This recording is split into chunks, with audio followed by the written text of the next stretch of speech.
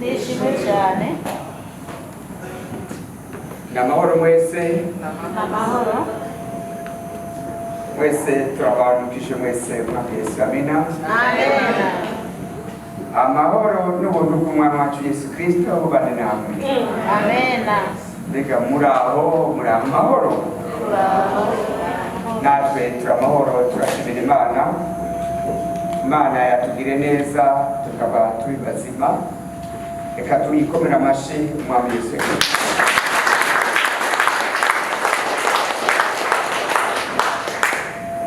ntiturambirwe no kuririmba arurimbo nanje ndateguye rujanye n'igisomwa cuno munsi igisomwa cuno munsi kituvuga ati kumenya uburyo bwo kunesha amina kumenya uburyo bwo kunesha none turarimba n'ururimbo rw'amajana abiri nariko Imana ishimwe ganirana n'igisomwa n'icigwa cuno munsi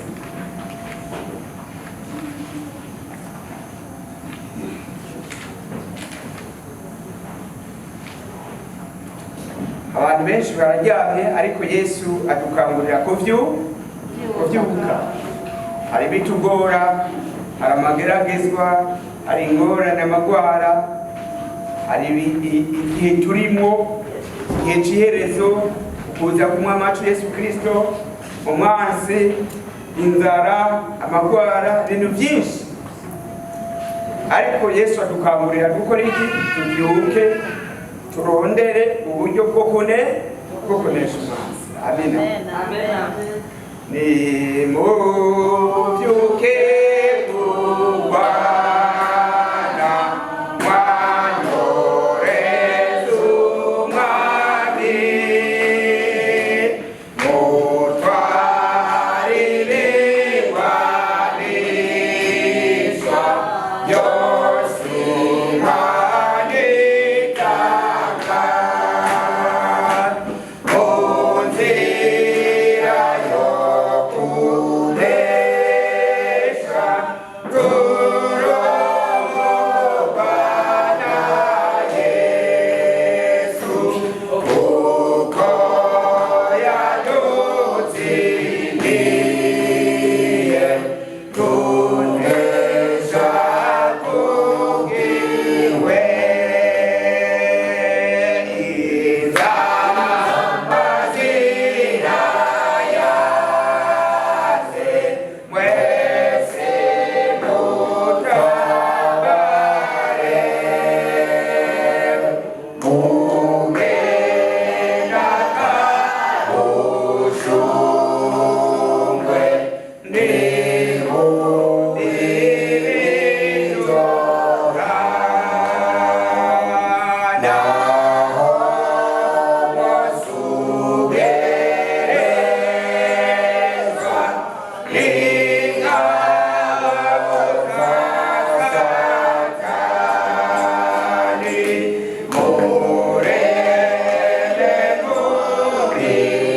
muritima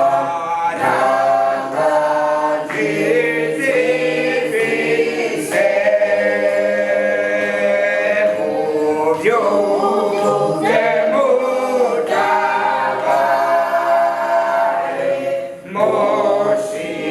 mushikare cyane inkombe z'inyama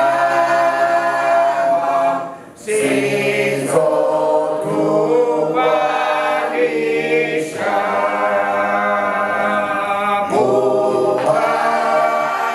muharatire inkota niyo jambo ry'Imana n'ibindi bigwanishwa by'uburyo bwawemo kandi urugamba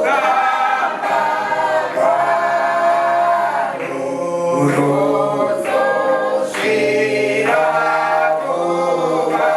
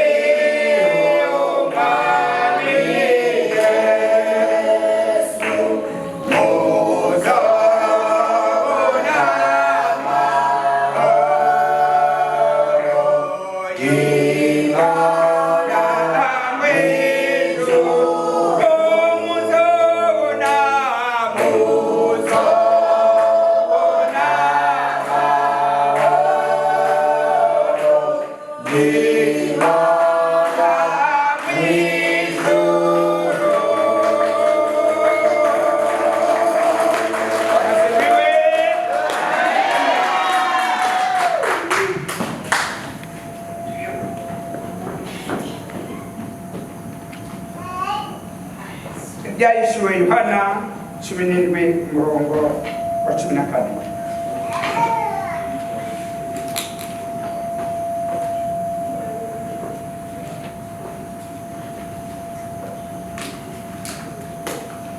Twavuze yuko tuza kuganira ku byerekeye icigwa c'uno munsi ni kumenya uburyo bwo kunesha canke gutsinda. Bwana asifiwe. Amen. Kila muntu wese arondere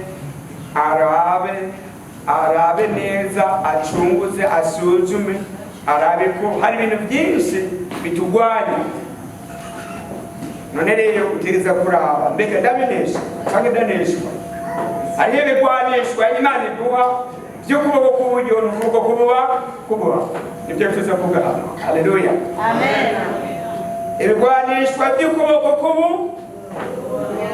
n'ibindi bigwanisha by'ukuboko byose turabikoresha kugira ngo tuneshe kamere k'umubiri, tuneshe amageragezo, tuneshe umwanzi, tuneshe n'urupfu. Nibyo bidushikana mpaka mu ijuru. Amina. Amen. Ndasoma mu izina rya Yesu. Amen. Byahishuriwe Yohana 17 umurongo wa 14 haravuga ati abo bazogwanya umwagazi w'intama, uwo mwagazi azobanesha kuko ari waganza abaganza n'umwami w'abami, kandi abari kumwe nawe bahamagawe batoranijwe bayobotse nabo bazobanesha. Amina. Amen. Mana data wa twese uri mu ijuru, twongeye kandi kugushima, twongeye kandi kugukengurukira kuko uri alfa na omega, uri intango n'iherezo, nta wundi aganza abaganza bose, umwami w'abami, Imana nzima, Imana y'ubushobozi, Imana y'ububasha, umwami w'ijuru n'isi atari we uhoraho. Jehova Imana yacu, natwe turaguhaye ikaze, turahagaze hano imbere yawe n'imbere yawe ishengero. Ehora usumba byose kugira ngo duhe ibigwanishwa byo kunesha, kugira ngo mwemu wawe yogorora amatwi yacu kugira ngo twakire ibyo bigwanishwa dushobore kunesha, na cyane cyane muri iki gihe turimo, kugira ngo umwanzi acikusa imbere yawe. Natwe turaguhaye ikaze, nicyo gituma duhaye ikaze kuko uri ijoro ku bwacu. Yesu turaguhaye ikaze, daye ikaze mu muyera, daye ikaze ijambo ryawe rigira ubushobozi n'ububasha mu mitima yacu. Cyo gituma dusambuye mu izina rya Yesu bitari mugombe byawe byose bicika ubusa, ibya kamere kose ku mubiri mu izina rya Yesu bicika ubusa, maze turugaye yaba ikabo yose y'umwansi, yaba iyo mu kirere, ni hano ku isi, ni mu biyaga, ni mu kuzimu, byose bicika ubusa ku bw'izina ry'umwami wacu Yesu Kristo. Wahe ikaze mu yimera, umuriro mwe muyera urigata ibikorwa byose by'umwansi. Urakoze mwami Yesu, turagushimiye kandi ubane natwe. Ijambo ryawe rigira ubushobozi n'ububasha. Ndahaye ikaze n'aba bakozi bawe baduhaye, abamarayika bawe Yesu Kristo mwana Imana, badufashe gutegera ijambo ryawe, batangatanga hirya no hino kugira ngo ntagire umwansi aza gucakira hano, maze umuriro mwe muyera mutongore iki kibanza cyose nagishe mu maboko yawe, yaba imbere n'inyuma y'uburyo n'ubafu hose hazitirirwa n'ubushobozi bwa muyera, twibere mu maboko yawe kuko nawe uri Imana. Haleluya, turagushima kaze Yesu, ni mu izina ry'umwami wacu Yesu Kristo. Amina. Amen. Ngoma ntabwo kubaza niki gituma umuntu akira.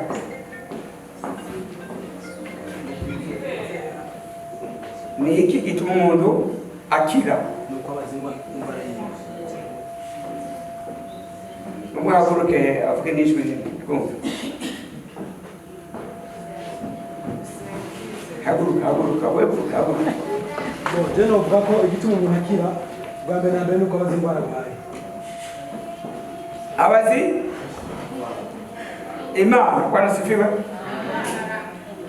ubundi nawe ni gituma tunesha ukira umise ukwizera no gusenga ubundi nawe igituma umuntu akira kuko umuntu yagwaye aragenda kwa muganga hanyuma akatura indwara yiwe amaze kuyibwira muganga nawe asamuhereza imiti ihuye na ya ndwara hanyuma agashakira ngahabwa umuti amena ubundi nawe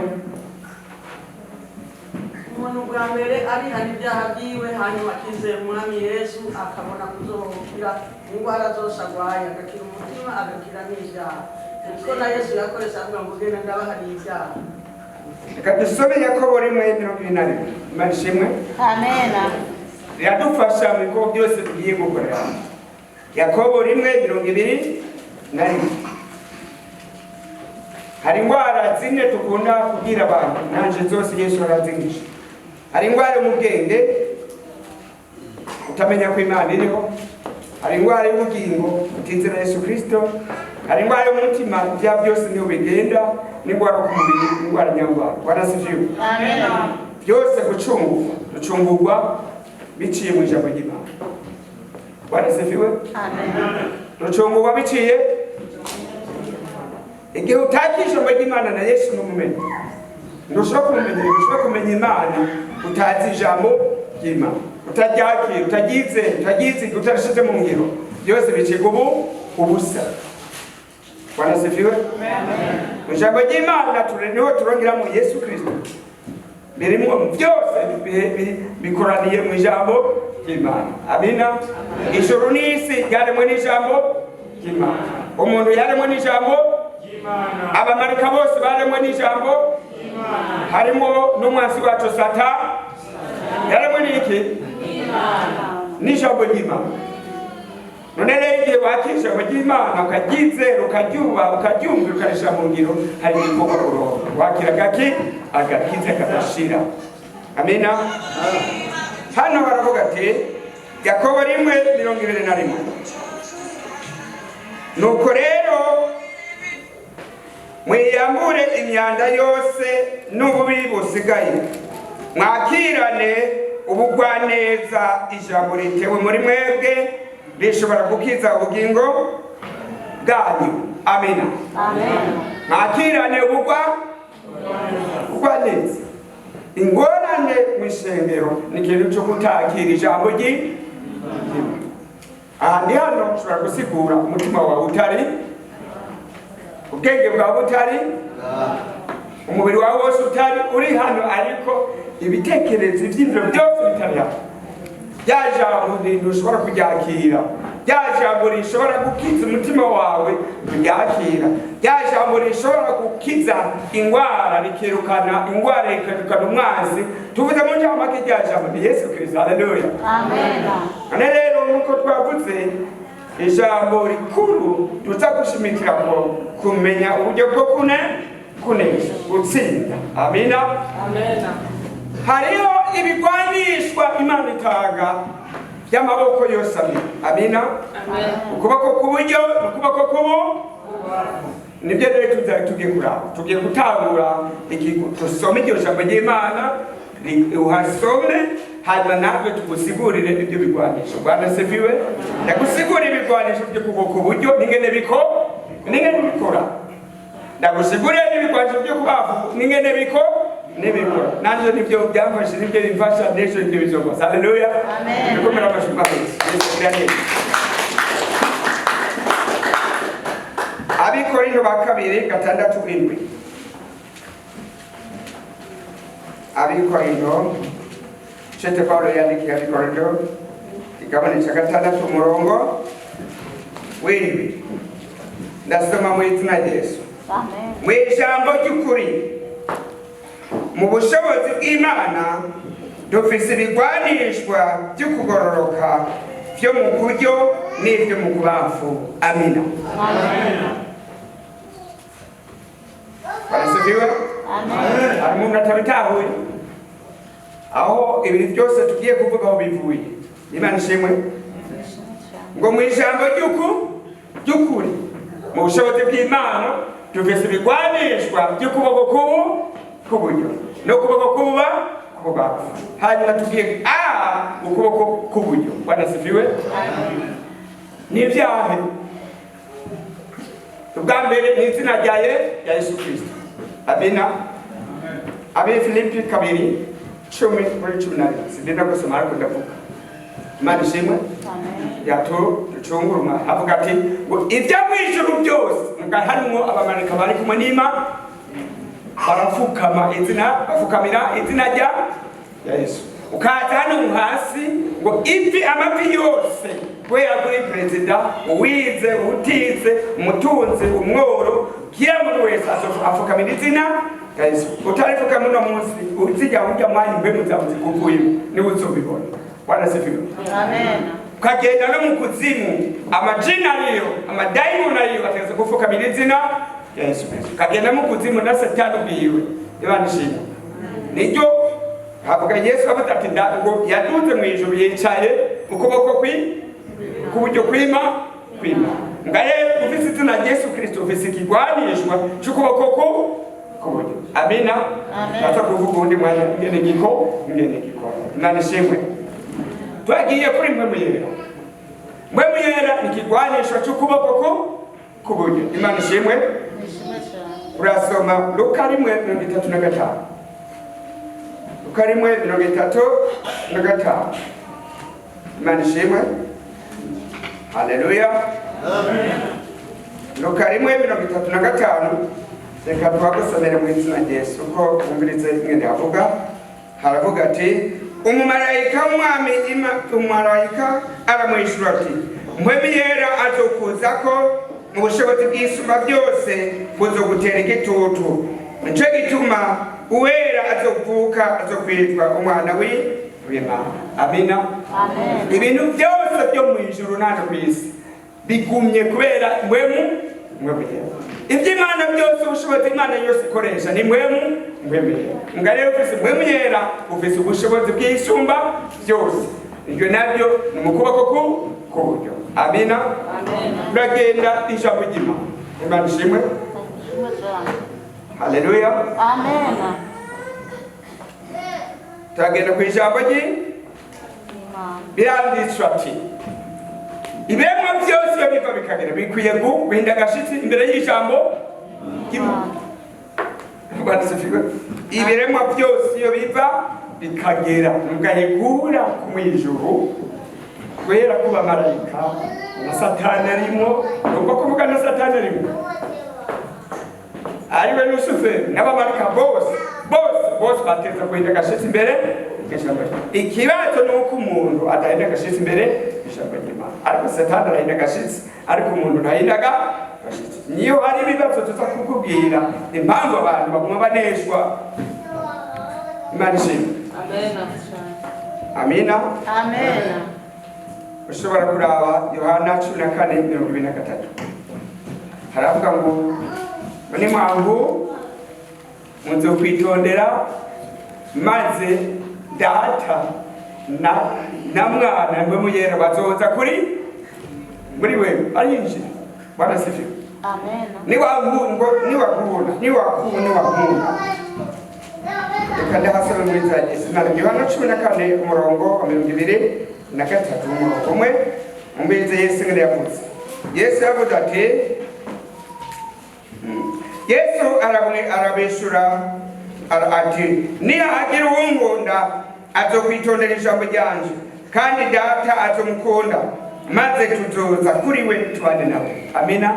Amen. Maze tuzoza Imana data Imana mwana Mpwemu acaza kinjira twe murinde muri Asumani akinjira hamu kamubona Asumani kumubiri n'umuntu ariko imbere haba ari Imana. Muri ico gihe yaje umuntu aza kukugwanya si wo gwana ni Yesu agwa ni mpwemu yera agwa. Amina. Ibyo rero tuzagusiguramo. Imana ishimwe. None rero haleluya. Amen. Imana ihabwe icyubahiro. Amina. Amen.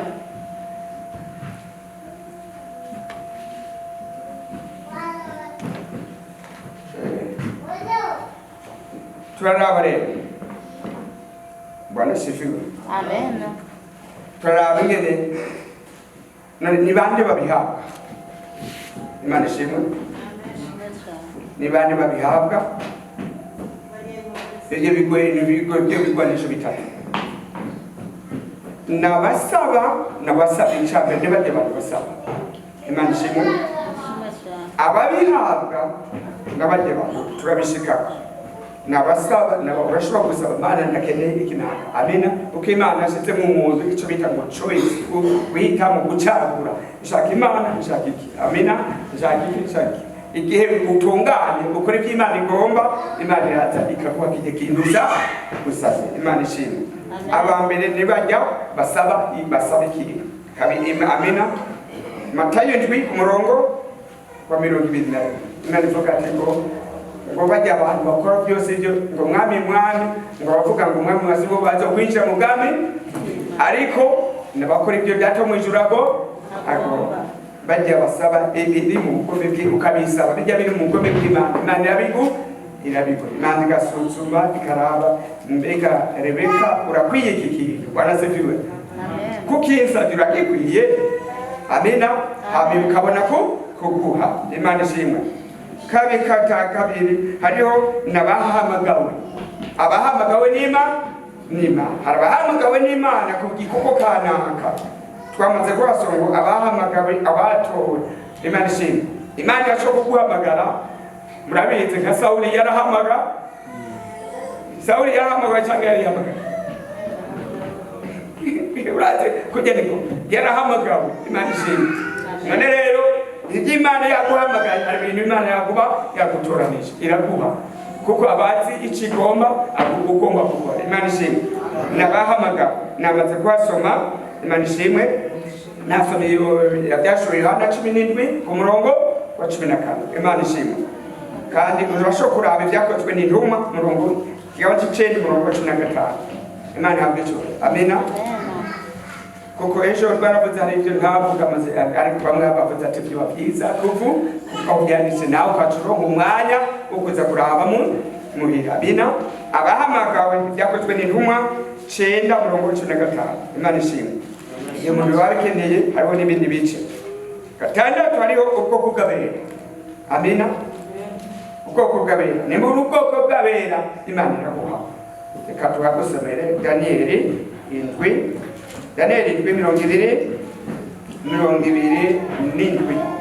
Imana ishimwe.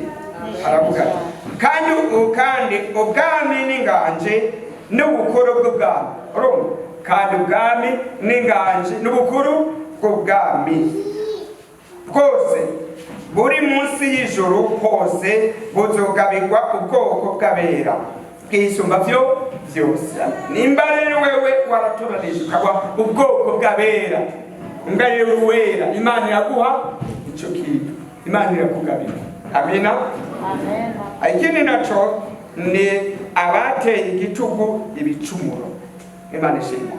Nga rero kila muntu wese ategeza kuraba, kila muntu wese kugira ngo senge Imana neza ategeza kuraba mbega narayendera byose narabyaza nari kumumenya byose. Imana iraza ikaguha ikintu cyose ugenda urasaba igihe ubona ko biri mu bukombe bw'Imana. Imana ishimwe. Nabateye ibitugu ibyaha n'ibigabitano biciro byose. Yesaya 59 umurongo wa 20. Imana ishimwe. Nushobora kunesha igihe wewe ugifise icyaha. Imana ishimwe. Nushobora guhagarara kunesha n'umubiri wawe. Nushobora kunesha umubiri wawe igihe ukiri ufise icyaha muri wewe. Nushobora kunesha kamere kumubiri. Nushobora kunesha umwanzi igihe ufise icyaha nawe urufe icyaha n'umwanzi. Bwana sifiwe. Amen. Yoshua 7:11 gushika 13. seze ku muntu nawe wakusomera kugira ngo Imana nawe Imana igufashe. Yeshuwa 7, haleluya. Yeshuwa 7 murongo wa 11 gushika 13. Yeshuwa kuchanzwa urucanzwa rwa corona Bwana asifiwe. Amen.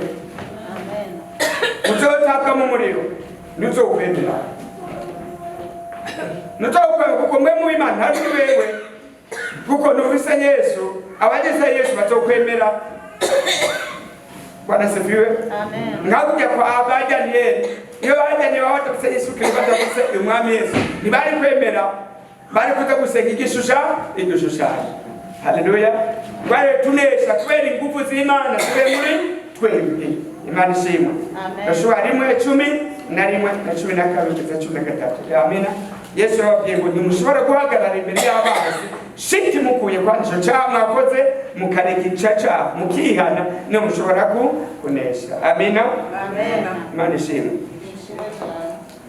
None rero ivyo bigwanishwa reka tuvuge bya bigwanisha bitatu bikora gute? Imana ishimwe. Ivyo bigwanisho bitatu bikora gute? Navuze mu izina rya Yesu Kristo hanyuma mwe yera hamwe n'ijambo ry'Imana. Bwana asifiwe. Amen. Reka duhere ku izina rya Yesu Kristo. Yesu bahawe izina rya Yesu Kristo urabikoresha mu gutungana. Urabwira Yesu Kristo genda hariya kwa Sumani umukizi. Bwana asifiwe. Amen. Uratuma Imana kandi Imana ni ikintu cy'igiciro gutuma Imana nk'uko pastori yavuga ati ELIAS genda ugende hariya cengagire natwe turatuma Imana niryo zina twahawe kubera ubuntu kubera imbabazi z'Imana. Bwana asifiwe. Tubaye turi muri Texas turasenga n'umuntu ari mu Burundi tukata Yesu genda kwa naka umugirira imbabazi. Bwana asifiwe. Genda kwa naka umugirira ikigo aragwaye genda umukize.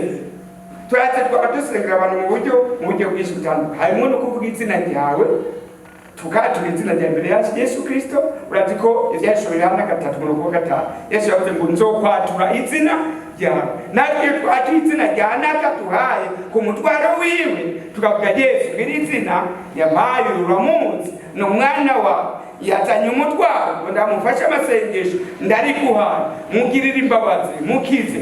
Wari urwaye mu ijuru ukazobona wari ujyanye ukavyuka urimo Yesu yaje gukora iki? Yaje. Bwana asifiwe. Amen. Haleluya. Ndamutuma kandi ari Imana.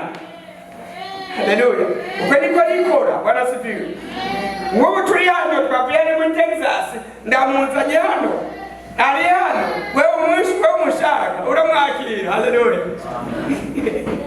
Niko rigenda nako abakozi b'Imana urabona imwiye tuvuye nk'igisabisho cya data wa twese uri mwisho ngo data wa twese uri mwisho izina ryawe ubwami bwawe nindabuza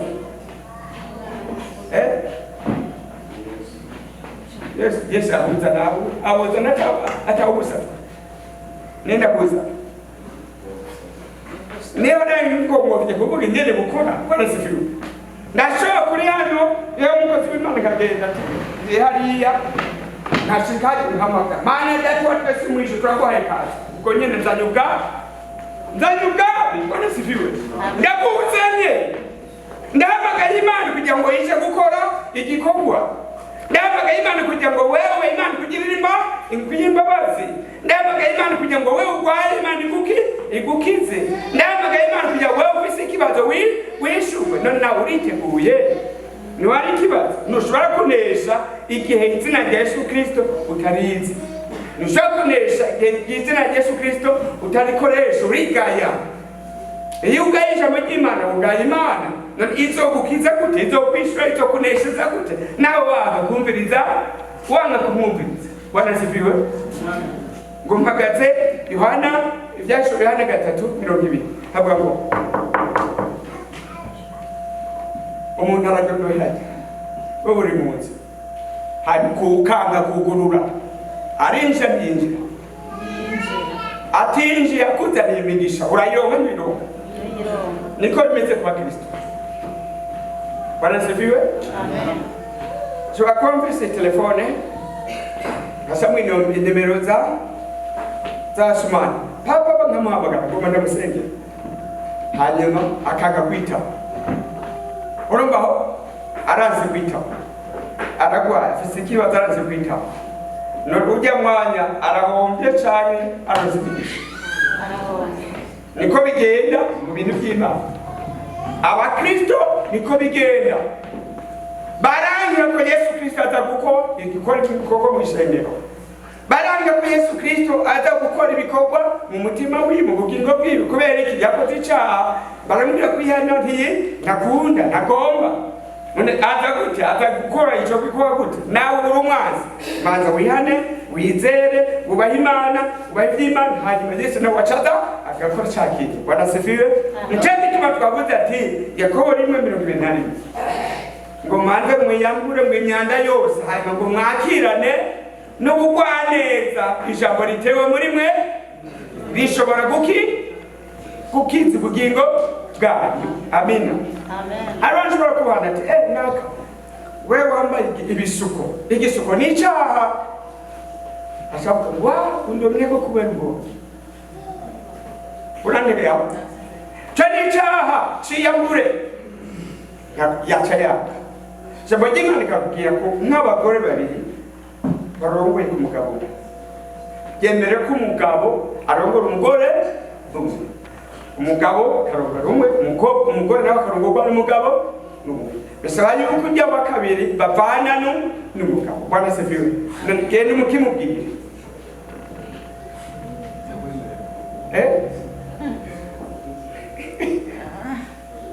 aremera kuvana niyo bigore ntiyakira rya jambo wamubwiye ngo rikore igikorwa niho urabibaza. Bwana sifiwe. Amena. Akarorero umugore n'umugabo bifuza kuvyara ngo ku rugero ariko ubwo bwenge imbere y'Imana bagenda kubahagubisa bakagenda kwa muganga bakabashyiramo ibihereko babashyiramo iki biya biheko ukabisengana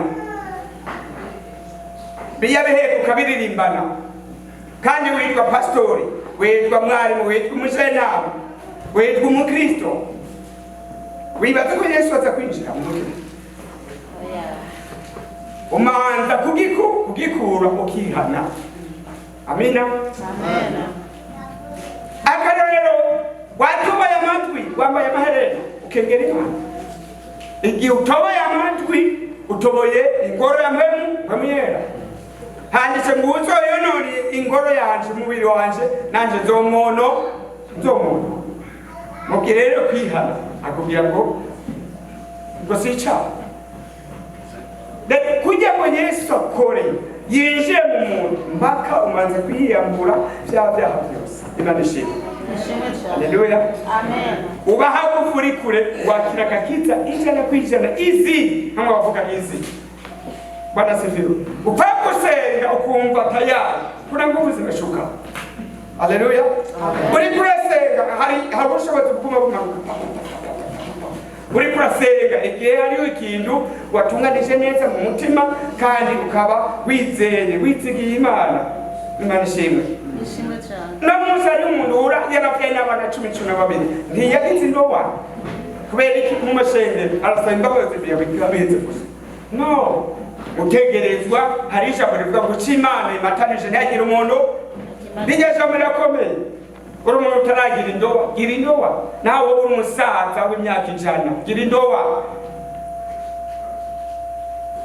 Imana ishimwe. Ishimwe cyane. Gira indowa. Haleluya. Amena. Niho vyiza niho ryajambo ry'Imana rigira ubushobozi kuko ijambo ry'Imana rifite ububasha niryo ryari mu ijuru n'isi. Haleluya. Amena. Kana kwa izina rya Yesu Kristo. Izina rya Yesu Kristo ni hatari kabisa. Bwana sifiwe.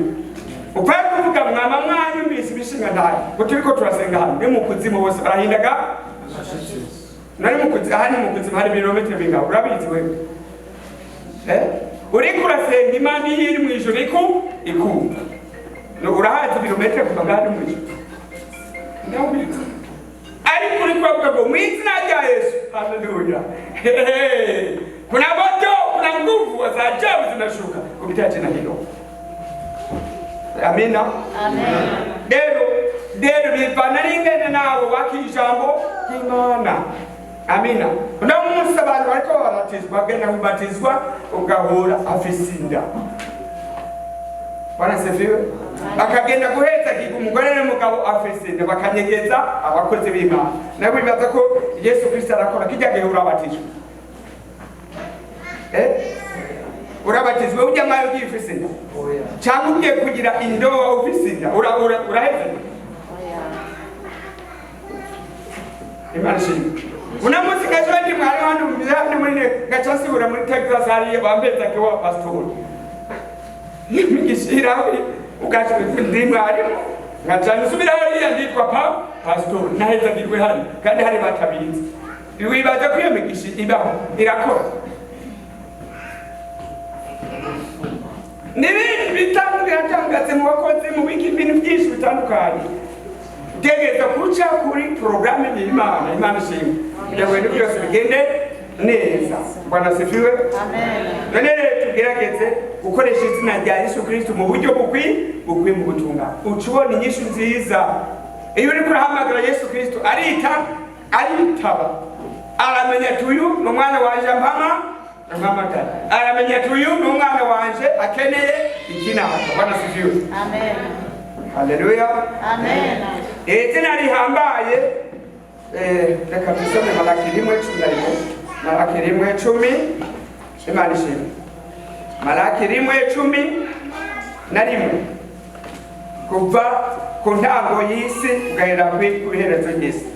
Ngo kuko uhereye iyo izuba rirasira ugashitsa iyo rirengera izina ryanje rirahambaye mu banyamahanga kandi ahantu hose bosereza izina ryanje imibavu barashikamira amashikanwa atunganye kuko izina ryanje rihambaye mu banyamahanga nikoraho nyine ngabagize. Amina. Amen. Izina ryanje ya Yesu Kristo izina ryanje gihoraho rirahambaye yaba kweri yo mu kirere ugashikana kw'isi ukagenda no mu biyaga no mu kuzimu.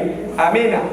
Ukavana muri Texas ukagenda mu Buraya ukagenda muri Amerika hariho muri Afrika hose izina rya Yesu rirahambaye.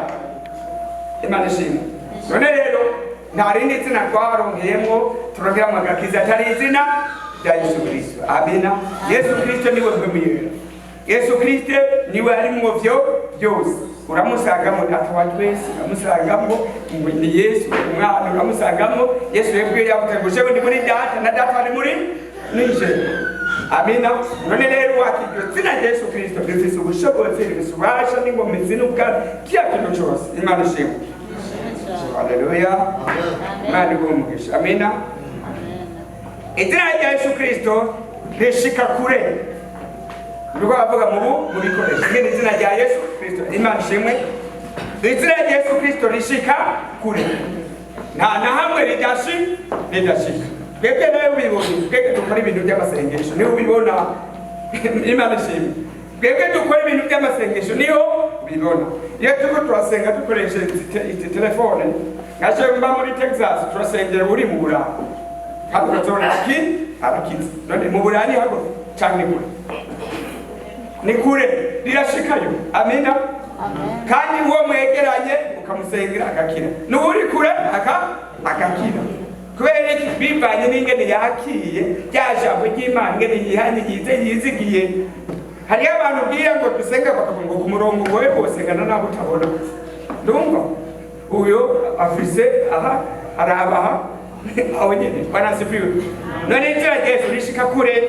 Imana ishimwe. Yeremiya 23:23-24. Amina. Amen. Ngombega ndi Imana ishika hafi gusa. Ngombega si ndi Imana ishika kure naho ngo hari wo kwinyegeza ngo je sindakubone ngo nije uhoraho ndivuze. Haleluya. Amen. Niko havuga. Ndi Imana rishika hakufi nakure. Amen. Gatatu rirahonya.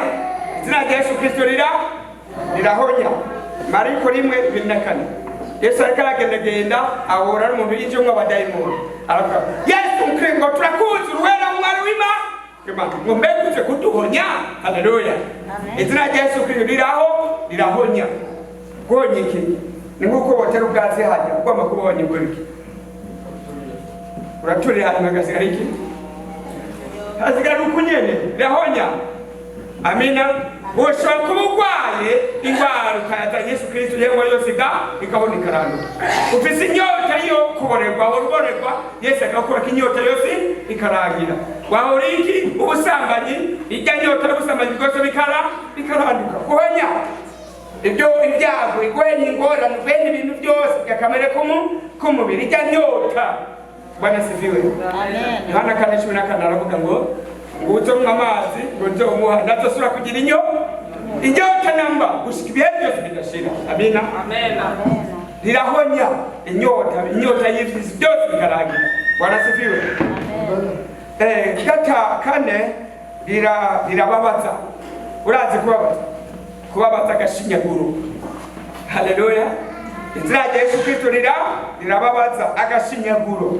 Mariko 5:6 Imana ishimwe. Amen.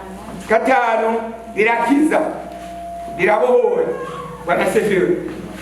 Izina rya Yesu Kristo rirakiza rirabohora abari hagufi n'abari kure uko ariko kose ukemera rirakubohora.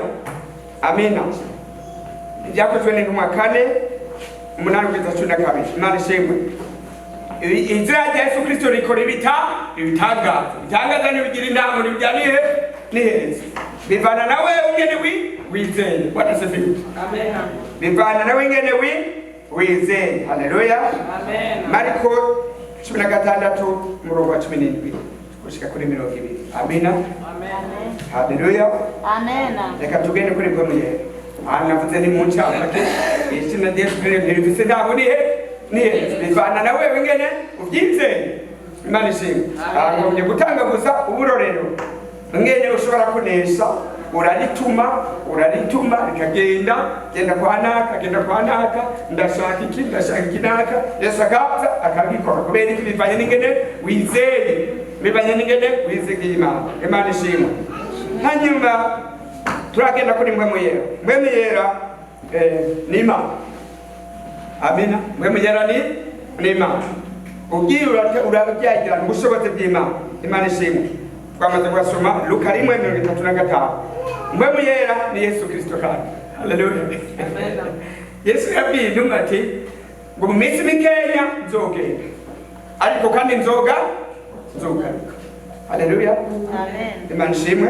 Ishimwe cyane. Ushobora kuraba Yohana 14:15-17 cyangwa Yohana 16:19. Amina.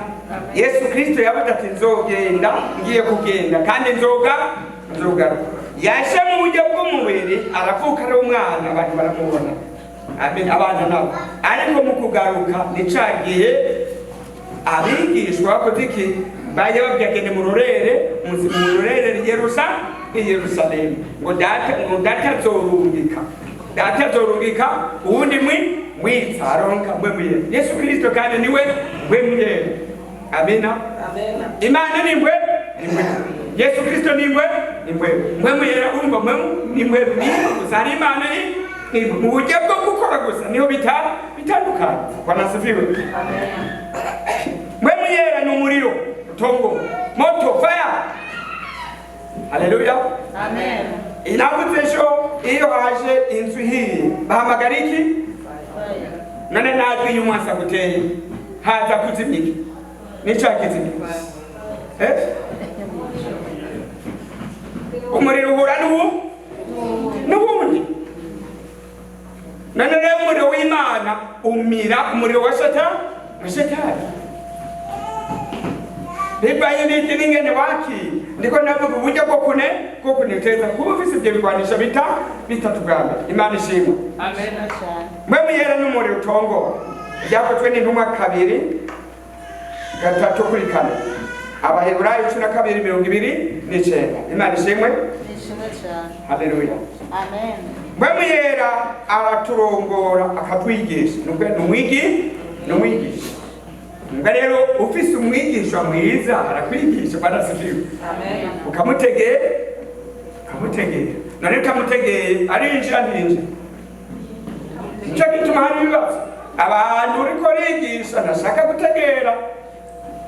Amina. Iyo hari ibibazo ntashaka gutegera kuko hariho bijya bintu bizibira kugira ngo mwe mugera byinshi ni icyaha. Amina. Ufise icyaha mpwemu yera ntiyinjira mpaka umanza gukura cyaha ukihana, mpwemu yera akabona kwinjira agakora cya gikorwa wamuhamagariye. Amina. Haranditse ngo mpamagara, Yeremiya 33:3, mpamagara ndakwitaba nkwereke ibihambaye ibyikinzo byashobora kumenya. Imana ishimwe. Haleluya. Abaroma 8:14 bamuye Yohana 16:13 kugeza 15 ngo mwe muyera ngo azoza ngo azokwarira ibiri kuri jewe hama bibamenye abibamenyesha. Imana ishimwe. Reka tugende cya gatatu ijambo ry'Imana niki. Bwana sifiwe. Ndafise uburyo ni ku computer ngiye kuri YouTube kandi ijambo ry'Imana niki cyangere kuri gutibuza bibona. Ndafise ibintu bishikana 200 nagerageje mbe mugenda mfashije ngagerageza nabitonda kura mbe mugera niki baka 200 babi ijambo ry'Imana. Bwana sifiwe. Ariko ngaha turaraba. Imana ishimwe. Amen. Ijambo ry'Imana ni mbwemu n'ubugingo. Ijambo ry'Imana niki? Ni mbwemu n'ubugingo. Nani mbwemu niki? Imana niki? Ni mbwemu. Ijambo ry'Imana niki? Ni mbwemu. Yesu nini? N'ubugingo. Ijambo ry'Imana niki? N'ubugingo. Nane watandukanye imbwemu y'Imana n'imbwemu y'ijambo ry'Imana. Haleluya. Yohana 6:63 reka ndahasome. Bwana sifiwe. Umvise rero igiti umuntu akira ni ijambo ry'Imana. Amina. Yohana 6:63. Bwana sifiwe. Amen. Haleluya. Amen. Ndasoma mu izina rya Yesu. Imbwemu nizo zitera ubugingo, umubiri gacumaze. Amajambo mbabwiye ni mbwemu n'ubugingo. Amen.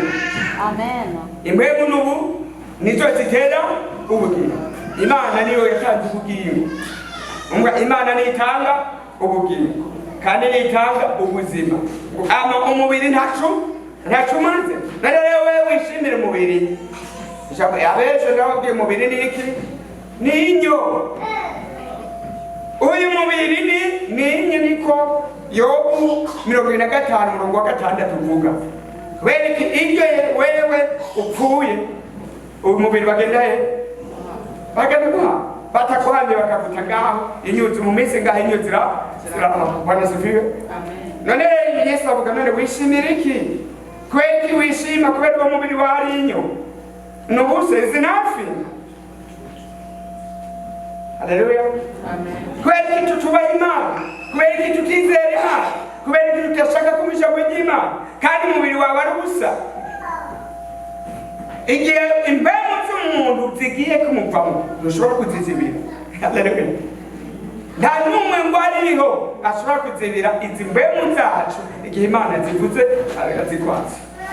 None rero niki gituma tutihana, tutiyeza, tutitandukanya n'ivy'isi, tugumana tumatana n'ivy'isi kandi byose ari ubusa. Imana tugirire imbabazi. Amina. None rero turaraba kandi ngaro Imana niyo ubugingo. Bisobanura ijambo ry'Imana igihe byakira fiziki ubugingo ufise ubuzima. Niryo rituma ucukira, niryo rituma unesha umwasi, niryo rituma uba muzima. Ingufu ingomezi nibiva mu ingene witondeye ijambo ry'Imana, bivana n'ingene wakira ijambo ry'Imana. Amina. Mwakira ijambo ngo ritewe muri mwebwe rifise ubuzima bwo gukiza, bwo kurokora, bwo gucungura. Haleluya. None rero tugerageze twese kugira ngo twakire ijambo ry'Imana. Amina. Mu buzima bwacu, mu rugo, mu bana, ho ariho hose ugendana ijambo ry'Imana. Iyo ndabigire kuko nanje aribyo byamfashije. Iyo ndagyitondera jewe simba ndiho. Bwana sifiwe. Amen. Simba ndi Bega witwa Esperanza. Mbandi wa Esperanza kwa nini? Kurazi ni byambaye ni byambaye. Simba ndiho. Bwana sifiwe.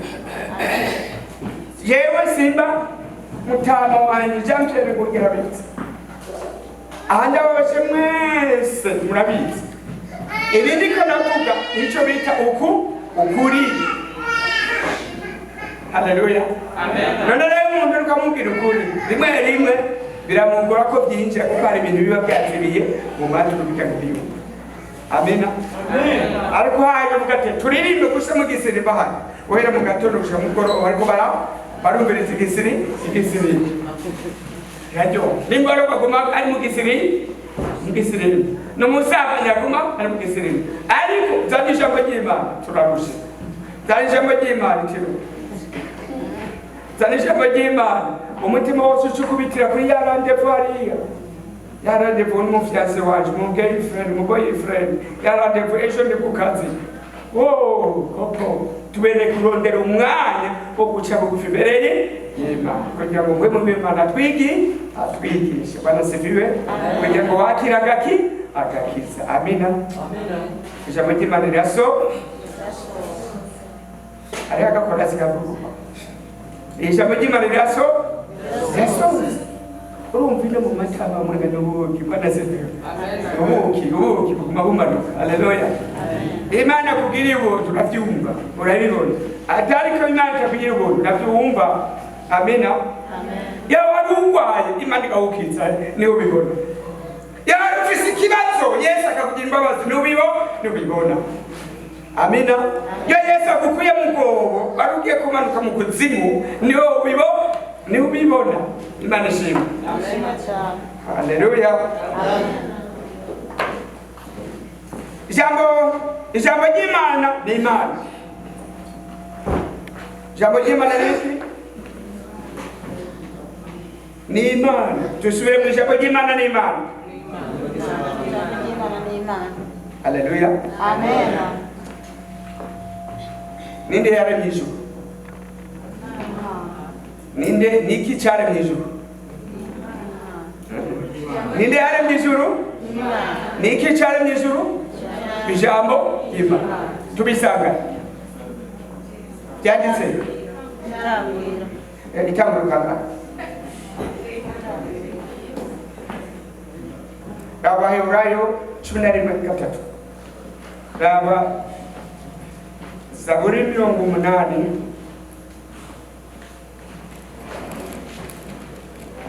Zaburi 80 urabe isho Bwana sifiwe. Amen. Abaheburayo manishimwe 11:3 manishimwe Abaheburayo 11:3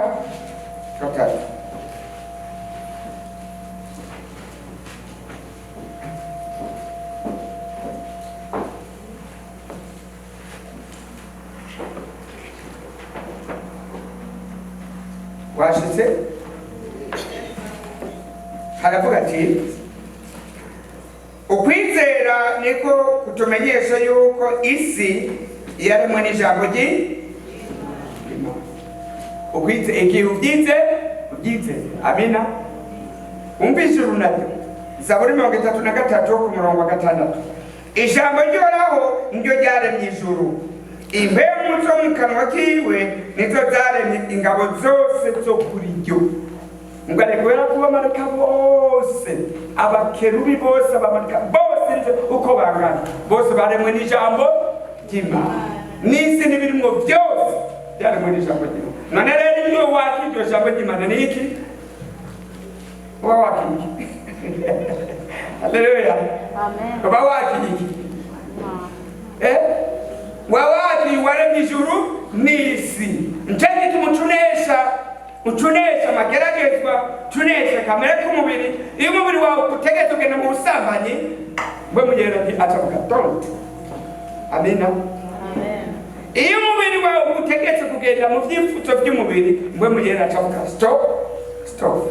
Amina, umubiri wawe utegetse ngo kuraba ibyo muri iki gihe abantu benshi bapfuye mu bintu byo kuraba iki ubusambanyi muzima.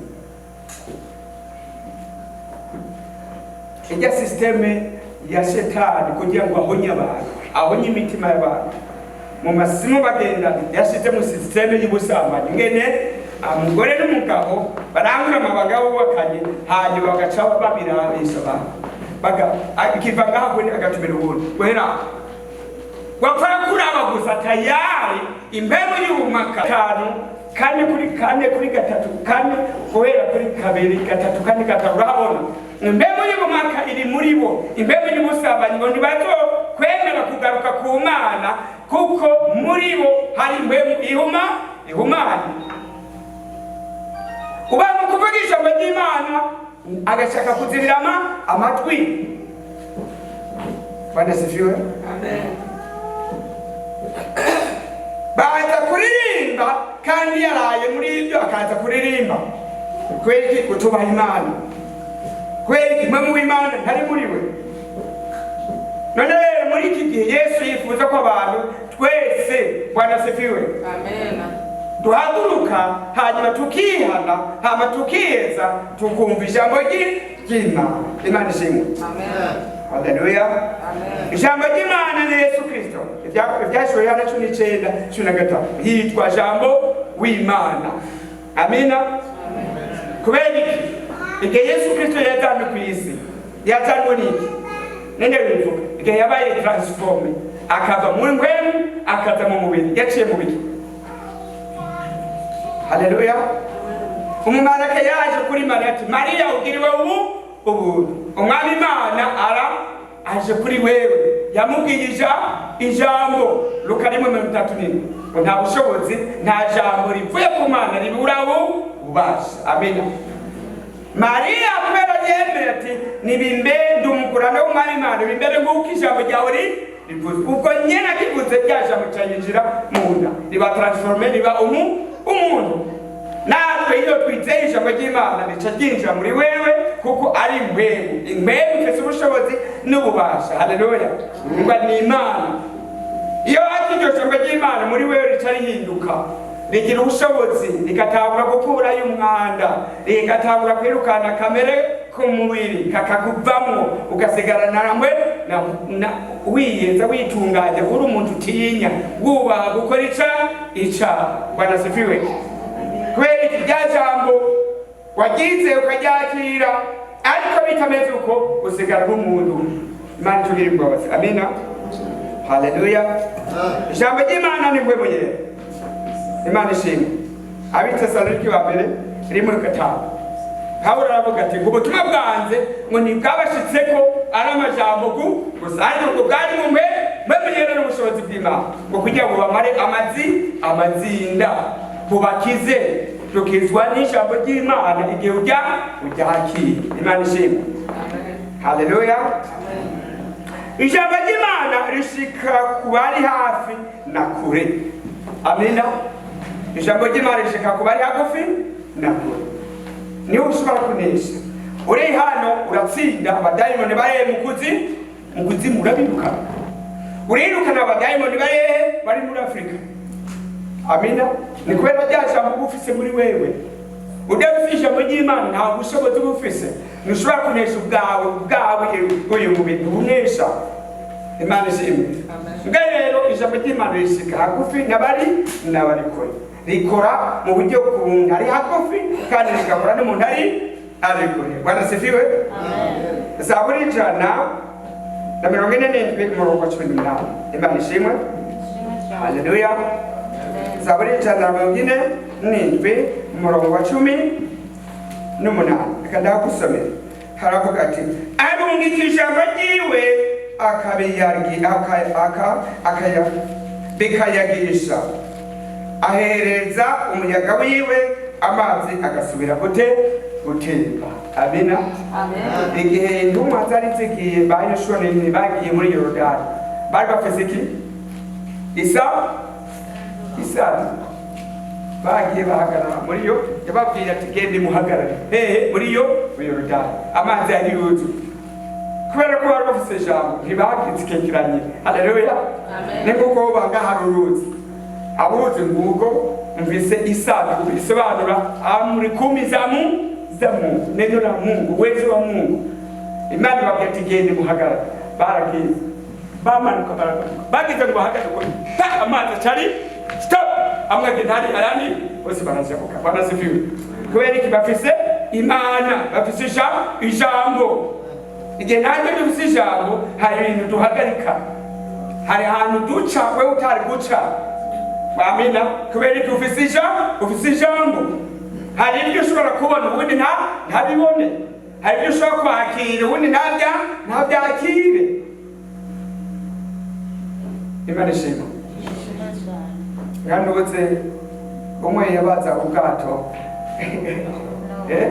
none yavyakira gute ajya amamezire ingene kubaza kugira ikigenzi ubuge yavyakira gute ni programu imana yamushizeho bwana sifiwe asumani sawa ndakubwiye genda ubatse ubwato uburebure uku ubugufi uku irangi ugira uku bwana sifiwe nuko yarabize imigenderanire hamwe n'imana imana ishima nuko yarabize ijambo haleluya imana ishimwe ijambo ry'imana rishika hafi na kure imana ishimwe iragenda amina wa mugore njya n'umugabo umugabisha w'ingabo ija yavuze gute umwigisha mu mwana wanje aragwa tugende uze yesu aramubwira ati hoze tugende yavuze gute ngo nanjye mvise abakozi ndamubwira ngo genda kora kijya kagiko genda koza amasahane kayo genda gukumura agakumu ngo nawe ufise ijambo ngo ritume yaritumye ntiyaritume yavuze umwana yabaye iki yesu yaciye avuga gute ngo sinari bwabona umuntu banasifiwe yaritumye ngo ijambo genda ubwo nyine akivuze yaciye akira ubwo rero ijambo rarituma haleluya twavuze ijambo ninde ni yesu ni yera uramutuma ni imana umwana w'umuntu gutuma imana ikintu cy'igiciro imana yaguhaye bwana sifiwe haleluya none rero tugerageze imana ishimwe ijambo ry'imana ririrukanga urazi ko abakinyi bariruka ijambo ry'imana riruka ryirutse n'ubishikira bwana sifiwe niko navuga Matayo 8:16 Matayo 8:16 ijambo ry'imana ririruka urarituma rikagenda rikiruka nyaruka riranyaruka bwana sifiwe genda buke kagenda buke haleluya bwana sifiwe kanisa la Mungu mpo haleluya amen niko rimeze niko nababwira ko nanje byanshitseko ndababwira ibyo nanje byanshitseko kandi nkoresha muri iki gihe imana ishimwe haleluya ijambo ry'imana rirayagisha ushize igishashara nenda fuse plastiki nga kijya ate masashe dusumira mu inga kandi yashira kuzihima kimera gute niko ijambo ry'imana igihaje umwanzi arikonja imbere yawe bwana sifiwe amen haleluya amen iyo mwanzi yaje kugutera ahura na buryo bushoboze bw'imana agariki asubire aratinya ahantu zaho ukazibona ati ariko imana ishimwe haleluya amen ijambo ry'imana rirayagirisha so no kuramana zaburi 147 umurongo wa 18 change zaburi 97 umurongo wa 5 imana ishimwe amina amen kadakusheko zaburi 97 umurongo wa 5 imana ishimwe haravuga ati imisozi iyagira imbere y'uhoraho nk'ibishashara imbere y'umwami y'isi yose amina imisozi ni najya amageragezwa bijya bibazo umwami satani abadayimoni byose birayaga imbere y'umwami mugari imbere y'iziko amina barakunda gutanga ni abantu babaremye ikigori barasifiwe urazi kenshi ikigori uraharimo ikinyo none kijya kigori gendo gishe kuziko utanga gucoca kijya kinyo kibiki kirapfa kirayagira yirinda haleluya wewe ukajya kagora kinyo cyapfuye. Bwana asifiwe. Natwe rero igihe ufise faya bwifise umuriro w'Imana ibyo umwanzi aguteye arahunga arayaga. Ni ijambo ry'Imana. Bwana asifiwe. Kanavuga rero ingene udutsinda umwanzi wewe wanga ijambo ry'Imana uryakire, wewe wanga kwihana wihane. Haleluya. Imana ishimwe. Ijambo ry'Imana rirarandura. Urazi kurandura?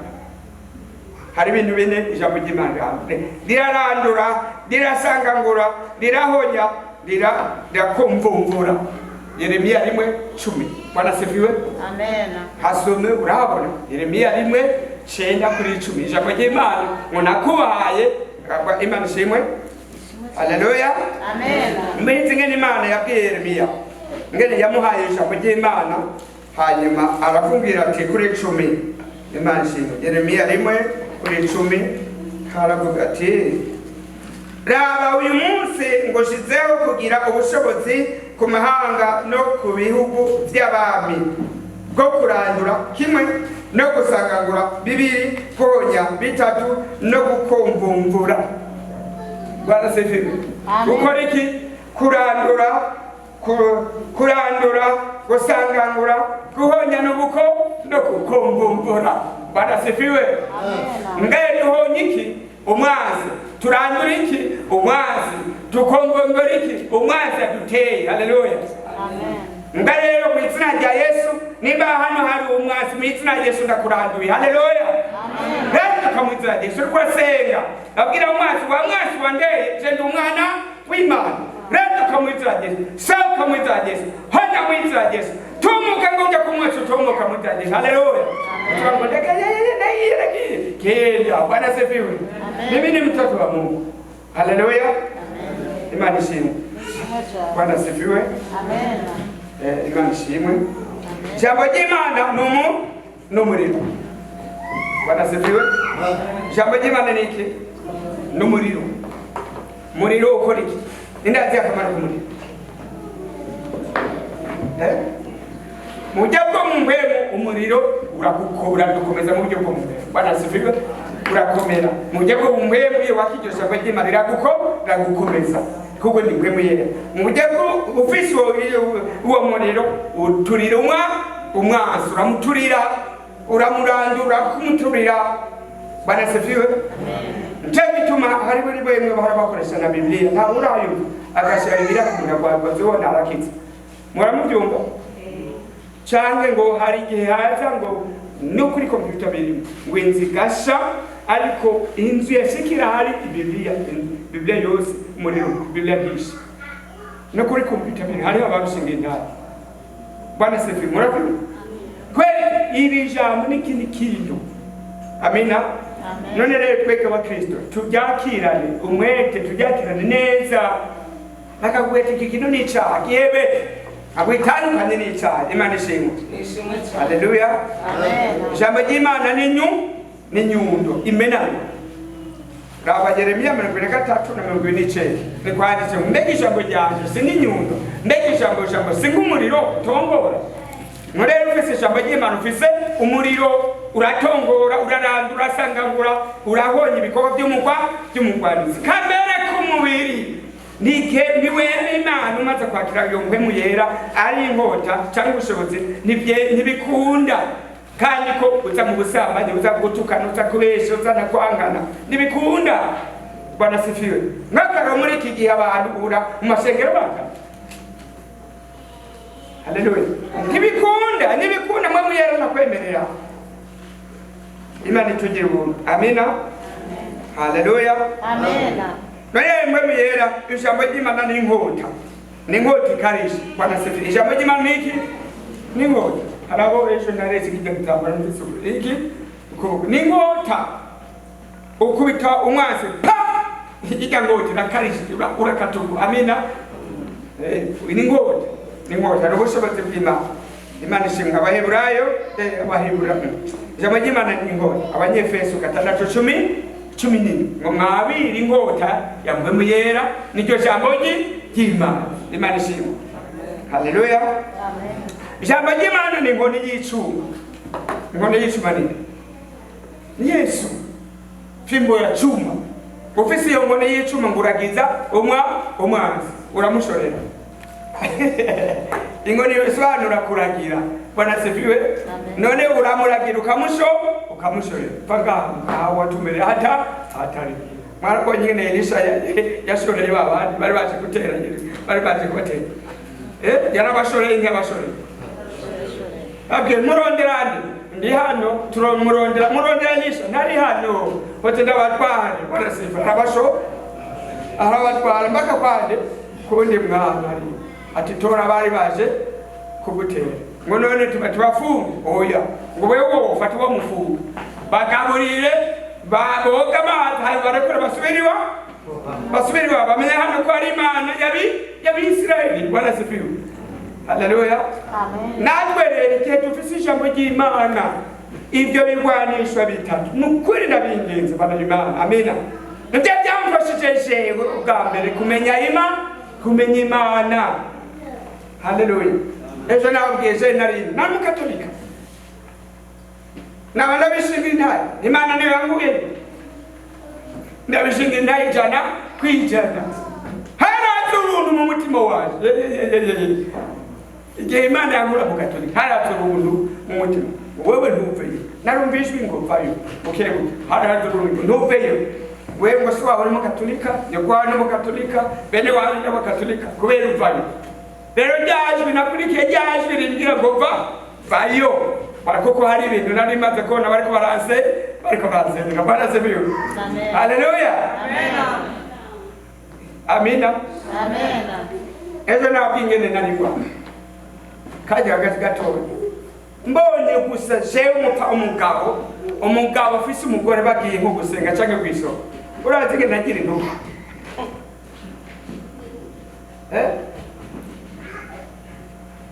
nagira intuntu ntabwo ngo bene wacu bose bafise abafana mwene wacu yitwa Nyange nanje ndikabona akarongora akajya n'abana batanu jewe ndafise n'ivyizigiro ko nzorongora kuko nari ngwe mubiri wose gwera mu mutwe gushika mu maguru nta nguvu zarimo nari ngwe hose ukibaza iyo ingwara zose zapfuye naravuga tune bose ko bakomeye biwacu mu jewe ndapfuye wala sevyo haleluya amen ariko ubona amaze kubona ibimenyetso ko turi mu bahamaga amina amen mu kimenyetso birimo nuko narongoye mfise imyaka 20 iyo jambo imyaka 20 iri muri Bibiliya bifise soba Abisirayeli bahuje imyaka 40 narongoye mfise imyaka 40 barasifiwe amen muri Bibiliya bifise isobanuro barasifiwe none rero ni vyiza haleluya ni vyiza Imana ibamugisha reka tugende kuri bya bigwanisho bindi byo kuboko kububa muri rero byene mu byitozo Imana ishimwe aho rero nimba wandika ndasiba ndajeshe nyaruci Imana ishimwe ikintu cyambere kwizera Imana ishimwe ikintu cyambere ukwizera Abaheburayo 1 ukabandana uzobisanga udafise kwizera ntushobora guhimbara Imana turonka ibintu byose by'ubwami bw'Imana kubera kwizera Imana ishimwe turongorwa n'ukwizera amina kwizera ni nk'urufunguzo by'ubwami bwo mw'ijoro ukira ingwara unesha umwansi ni kubera ukwizera kabiri kuvuga ukuri imisi yose vuga ukuri ntuci ruhande vuga neza vuga ukuri nimba ari icyaha turiko turavuga ati icyaha umunyabyaha ntazogenda mw'ijuru Yesaya 58 umurongo wa mbere avuga ngo genda ubwire abantu banje ibyaha byabo none rero natwe twiko turavuga ubutumwa turavuga ati gusuka nica wewe wasutse umushatsi nica icyaha cyo kutubaha Imana gukengera Imana amina amen kagenda ku matwi ugatobora nicyaha gukengera Imana siko yakuremye kagenda ukahindura umubiri wawe ukambara amaherena amasheneti n'ibiki byose nicyaha kwisiga amarangi abandi barakura kubu ingo ugahora bakuye aha bagashaho ibindi ariko arakurabanga n'igisinzimu ugahura ingo yawe kwisiza amarangi ugahura ibintu byinshi raba ariko akuraba ntushaka no kumuraba kubera iki n'icyaha. Bwana sifiwe. Kubesha, gutukana, imvugo mbi, ibiyago bibi, kwambara nabi, ntashaka kwikwiza. Imana itugirire imbabazi. Amina. Mu byifuzo by'ubusambanyi kubesha abandi kugira iki bikimwe twavuga byo kugenda mu majira n'ibyaha abandi kwiyonona ejo narabivuze nibyo bisha abantu uraze kero igihe icyaha cy'ubusambanyi ni kibi kifise kirarana kifise ingaruka mbi cyane kuruta ibindi byose kirica mu rugo. Hari igihe ushobora kugenda mu busambanyi n'abandi bose bakagenda mu rugo. Hari igihe utangura kubesha n'abandi bose bahorageye mu bintu byinshi. Raba ingaruka mbi y'icyaha. Akarorero Adamu na Eva bakoze iki? Ntibumviye. None umunsi abantu bavuka n'iki? N'ibyaha.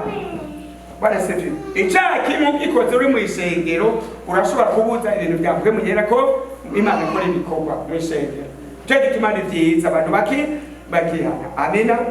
Nanje ndavuga ati yaba nanje niyo ndiyana uno munsi simba ndi muzima, simba ndararongoye. Haleluya. Simba bisabana, simba mvuga ubutumwa, simba ngo ndi muzima. Wewe mbona uko simba ndiho. Uraza kugwanda kwa imyaka 15. Myaka 15 mejeje kwiga kude baraka muri Afrika murahazi. Nashiti de baraka ari kwa mujombo bakeni. Bwana sifiwe. Amen. Naezi diploma naronga ngachangwa.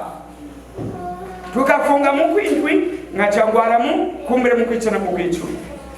Gushika 2005 ngwa ntazi ingwara za nkiruka mu bihugu bitatu byose muri Kongo mu baganga b'ikizungu mu ba dokteri kagenda mu bapfumu hoho nyatara. Bwana sifiwe.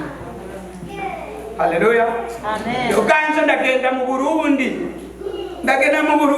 kwivuza yenda mvuye muri Kongo. Ndagenda ahantu mu gihomoka ahantu gitaza rukubariya ndagenda ari Makamba no reka tukinyanza naki. Bwana sifiwe. Hariya ngagenda agomba gushika ari Tanzania ahantu mu misozi mupfumu mwarabwira ngo ndazi waje gutsemba ikiyaga kinini. Ndapokatiwe yambonye. Bwana sifiwe. Ndagenda bakamuma ari Tanzania ahantu yitamba kukirasa barakoresha n'imiti. Bwana sifiwe. Aho sinakize nasubira muri Kongo ndavayo intambara yatera za muri Tanzania ho ndagiye mu bapfumu. Eje nabwinge natwara agafuko n'umupanga nza kurondera imizi ibivuvu ibiki amababi y'abapfumu bambwiye yo kuza guteka kwinama hano harapfuye kwinama buri gihe wigiye reka acha ada wabwira n'ukuri niko navuga imbere y'Imana yabizi. Bwana sifiwe.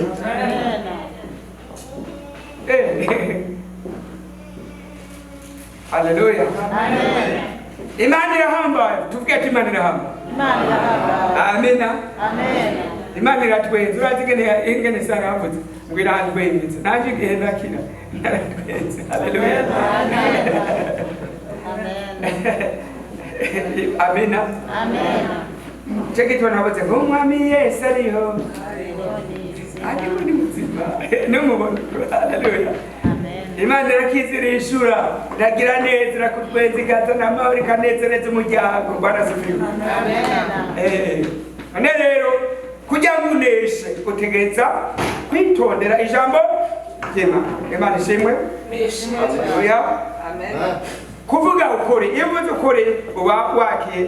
Ukuri ni Yesu Kristo, ukuri ni ijambo ry'Imana, ukuri ni inkinzo. Amina.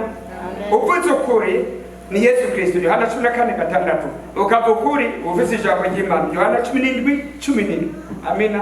Ukavuga ukuri ufise inkinzo. Urazi inkinzo sobesobanura protection. Uragenda urazi president karagenda. Bwana sifiwe. President kagenda mwene ukatakindu. Haleluya. Uragenda takinu wa mwansa kubona ngo genda shango nuko uzitiriwe Bwana sifiwe ngo genda shango nuko uri kumwe na mwami yeninga Bwana sifiwe nawe ufise ijambo ufise inginzo ufise ikintu kigukingira hariya mu kirere Bwana sifiwe kigukingira hariya mukuzimu kigukingira hariya mukuryo kigukingira mu bubavu n'ubwana yone hose naho habaje umwatsi wo gutera tayari ijyana dare ya Yesu Kristo ibibona ko umwana wanje agiye gutera nicyo gituma tuba najya mu masengesho ku musenyi wari kenduki ndimara mu byumba basenze ngo mube hange wari umwansashe nindabivuga wawe uryacisho Imana ishimwe natwe rero nuko abana b'Imana Yesu aratukingira kakuzigama kakurinda amina Bwana sifiwe none rero abanyefeso 6:11 cyangwa Zaburi 91 ngo uba mu bwigobeko bw'isumba byo azokwamara mu gitutu cy'ushura byose kuko niyo ngizo idukingira amina none rero ikindi gikomeye kandi kubaha Imana umuntu wese ikigwanisho cyo kubaha Imana kirahamba kandi kirakomeye uteze kuramba mbega ndubaha Imana ngo bavuge mu buryo bungahe nka butatu cyangwa bungahe ari ikintu cyo kubaha Imana kubaha ijambo ry'Imana ngo dukorane hano ugategera abyumviriza apana kugendagenda kugenda abandi kuvuga uko bagomba mw'isengero ni bibi icyo bita indero iyo perezida ariko aravuga ngo abasore bajya ngo baguma bagize none nawe ngo Imana yacu iravuga ngo tuguma tuvuga Imana yacu iravuga ngo ducuma tumuhiki abantu bavuga bagenda hirya Imana iranga kandi ibintu byo mu isengero utegeza kwambara neza ntuje mu isengero wambaye kakamini ntuze mu isengero wambaye igikaraza amabere yawe aboneka ni bibi no mu rugo rwawe ntiwambara agasenge yambara impuzu zikwiye Imana ishimwe igihe ufise mwera ufise Imana nanuyubaha gusa uri mu isengero none muhira nayo nuyubaha wambara neza uri mu isengero mbega muhira nawe wambara neza uri mu isengero ku ishuri niwo wambara neza ku kazi niwo wambara neza rero Imana iraraba ikintu cyo kubaha Imana n'iki gitabo Bibiliya ntugikore ko igihe wumva ko mu mutima wawe wacumuye kuko ni ceza amina Imana ivuga ngo twubahe ivyera twubahe mu ngoro y'Imana amina ubahishe ibyacu amahera yawe ntuyakoresha uko ugomba ntuyajyane mu bandi bagore ntuyajyane mu bindi bitari ibyo iby'ikimazi ntubaha Imana ishimwe mu ngoro y'Imana ugereza kuraba imyifa abaririmbyi ntuze kuririmba igihe wewe wakoze icyaha ntuze kuririmba bifise ingaruka mbi umukozi wari wese yaba umupasitori yaba mwari yaba umujanama yaba diakoni yaba wose igihe hari icyaha wakoze ukamenya ko ari icyaha ntugende gukora nyarukumanza ugitunganye Imana ishimwe havuga gute Matayo 5:23 havuga ngo niwayibuka kwari icupa na mugenzi wawe ntugende utangisha manza ngurekishi ugende kwikiranura ubone kugaruka ushikane kubera iki Imana ntinezerwa n'ibintu kutubaha Imana kudakundana hagati yacu Imana turimba bose amina rero Imana ishaka tuyubahe kubaha ijambo ry'Imana nahera niwe ushobora kunesha niwe Yesu akuneshereza mu gihe cy'amageragezo mu gihe cy'amagorwa cy'ingorane Yesu arakuneshereza amina ijambo ry'Imana avuga umupfasoni yubahe nde umugabo niwo mutwe nawe ntujeje ngo nuko uri muri Amerika umugabo avuge navuga ingorane Bwana sifiwe uko Imana yapanze umugabo niwo mutwe w'umugore umutwe w'umugabo naho ninde n'Imana amina nuko ejo navuze umugore utangira korobani umugabo nawe atangira korobani wayo niko Imana yabipanze. Bwana sifiwe. Amena. Haleluya. None rero tugerageze twebwe dusenga Imana tuze ku rutende rwiza twigishanye ibindi navyo Imana iraza ikabikora. Amina. Bwana sifiwe. Hariho kumvira ikigwanisho kumvira Imana, kumvira ijambo ry'Imana, kumvira n'abakozi. Ibikorwa byose Yesu Kristo yakora yabisigiye abakozi. Umukozi w'Imana kukwigisha, umukozi w'Imana ngo azana kugenda ku ruhimbi gusangira, umukozi w'Imana niwe yunganisha umukozi w'Imana niwe abasengera abagira iki. None rero igihe utamwubashe ntuba wubashe Imana. Luka 10:16 ngo bumviye ni je bazoba yumviye, ubanse azoba anyase, unyase azoba yanse datumisha. Amina. Bwana sifiwe. Amina. Nabuza kubaha ni Malaki 1:6. Kubaha ni Malaki 1:6. Imana ishimwe. Ndagiye kukindi hariho kumva no gukora. Iyo wumvise hanyuma bigasigara aho nyine tayari ushobora kunesha. Bwana sifiwe. Iyo wumvise ikintu hanyuma bigasigara aho nyine kubikora. Karero ejo hake tugomba dukora ibikorwa. Uwo n'umwanya gutanga igira 10. Wewe umukozi tanga igira 10 urakora. Abagabo dukore dukore binara. Ugahora mu batanga ibigira 10 ni babiri. None yamahera azokora ibikorwa azobaye. Yamahera uzokora. Rwabwende uko abakozi b'Imana bazogenda ni bizogenda. Natwebwe ko matuke mu bikorwa by'Imana. Turabona n'abadu support. Kubera iki? Uko abantu batashaka kwitanga. Imana ishimwe. Amen. None rero utegeza kubaha Imana, ukumvira Imana, ukubaha abavyeyi, ukubaha abarongozi babo mu mwemwe kugaburira ijambo ry'Imana. Nta mavuge none se nyo ntabuba. Nanje Yesu abayarangishije. Yego baha abakozi b'Imana. Banaranje narakize. Oya. Amukozi w'Imana rimwe ibintu. Ni so wawe umwe. Hapu y'Imana. Ariwe ryatwa twese w'imbwenge acasubira abakozi b'Imana. Nimba wewe ufise umuvyeyi ari umukozi w'Imana, wewe ni mwenye heri. Mwubahe, ubahasha wawe, ubahanye kwawe. Imana itokugira neza, iguhimikishira kwezagira mu nyoko mu mpemu. Imana ishimwe. Amen. Nawe ejo niko uzokura. Haleluya. Amen. Bwana sifiwe. Amen. Hari ikindi kumva n'ugukora nakivuze Matayo 7:24-25. Ngumva ayo majambo yanje wese akayakora sa n'umunya bwenge yubatse inzu yiwe kuru korona iraza ntakimugira. Bwana sifiwe. Urucanyo rucoza ntacyo ruzo mugira. Haleluya. Umwanzi araza Satani araza ntacyo amugira. Muga ngo ibisurirane birasuranye bigwa kuri nyanzu ngo iyo nzu ntiyagwa kuko imasekuru kubera iki? Kumva no gukora. Ukwizera kuzanona n'ibikorwa. Imana ni ushobora kunesha. Baroma 2:12-13 avuga ngo abumvise sibo bazonesherezwa, sibo batsindanishirizwa, ariko abumvise bakumvira. Bwana sifiwe. Bagakora. Imana ishimwe. Haleluya. Amen.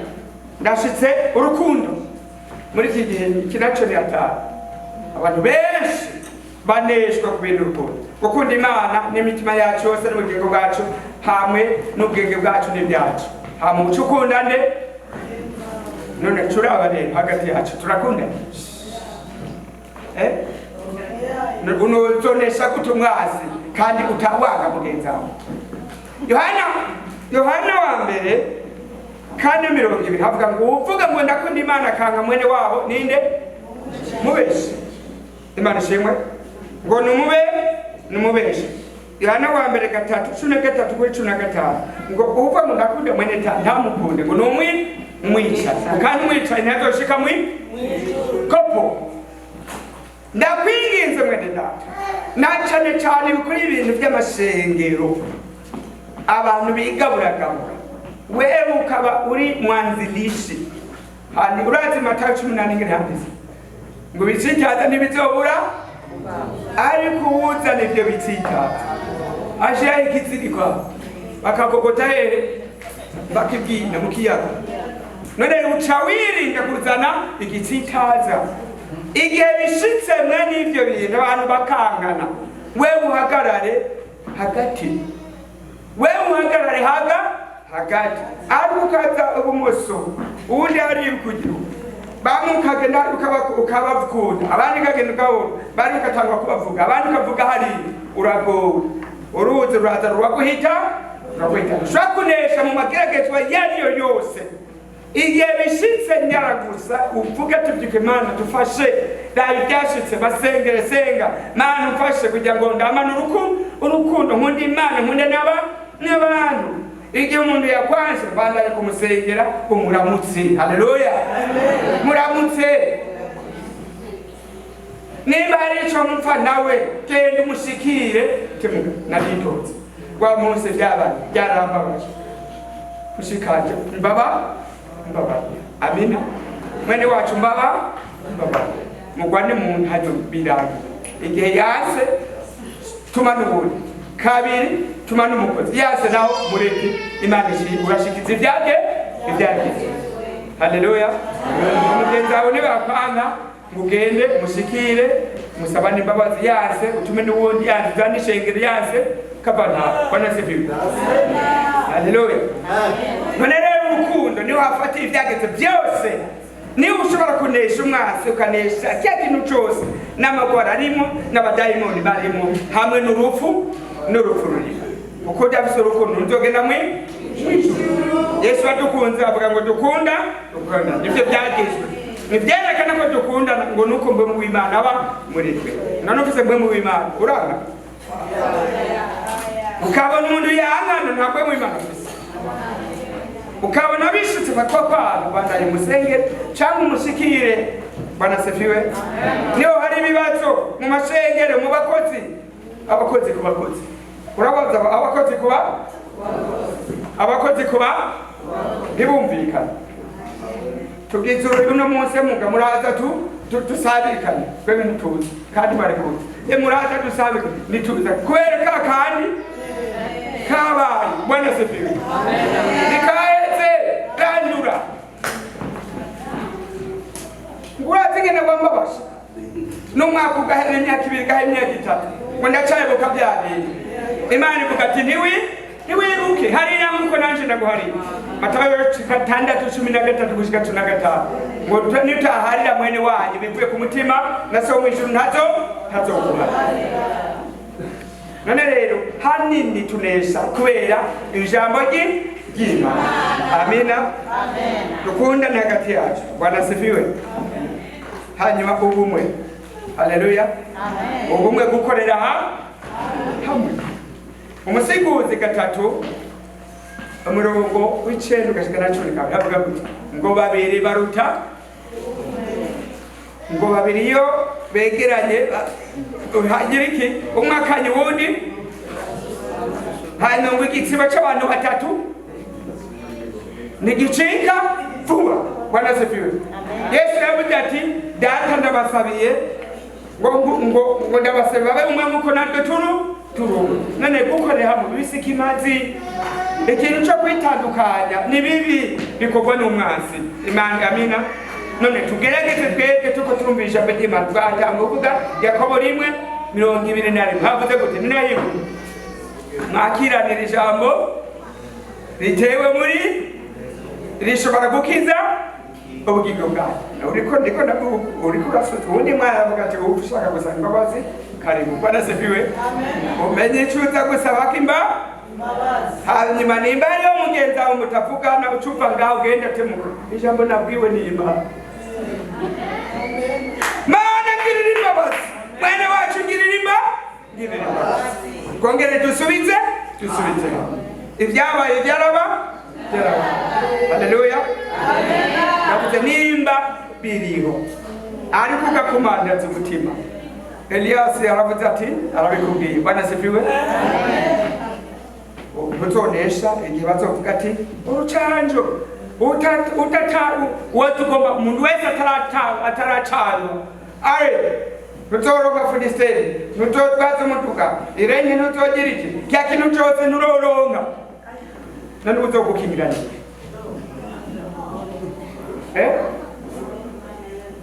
The time is coming. Time is coming.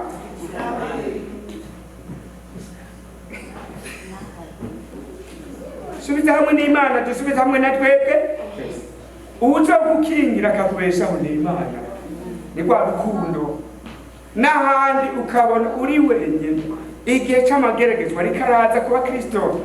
Kugirirwa nabi, kubanse ko bakingirwa urukingo. Amina. Amen. Ariko igihe uzaba wanse hanyuma ukaba wizeye Yesu azomenya ingene akubesha. Amina. Azogukingira. Ngo abazoba banse ubugingo bwabo kubwaje ngo bazokukora. Ariko abarokoye ubugingo bwabo bazobubu n'igihe tugezemo. Imana ishimwe. Haleluya. Amen. Turageze ku igihugu cyo gukorera Imana mu kuri. Imana ishimwe. Ni bande bakorera Imana? Ndoze amadushira amaboko. Bande bakorera Imana? Haleluya. Amen. Navuze mukuri. Navuze abakorera Imana muku. Imana ishimwe. Imana irabi. Nawe umunyege.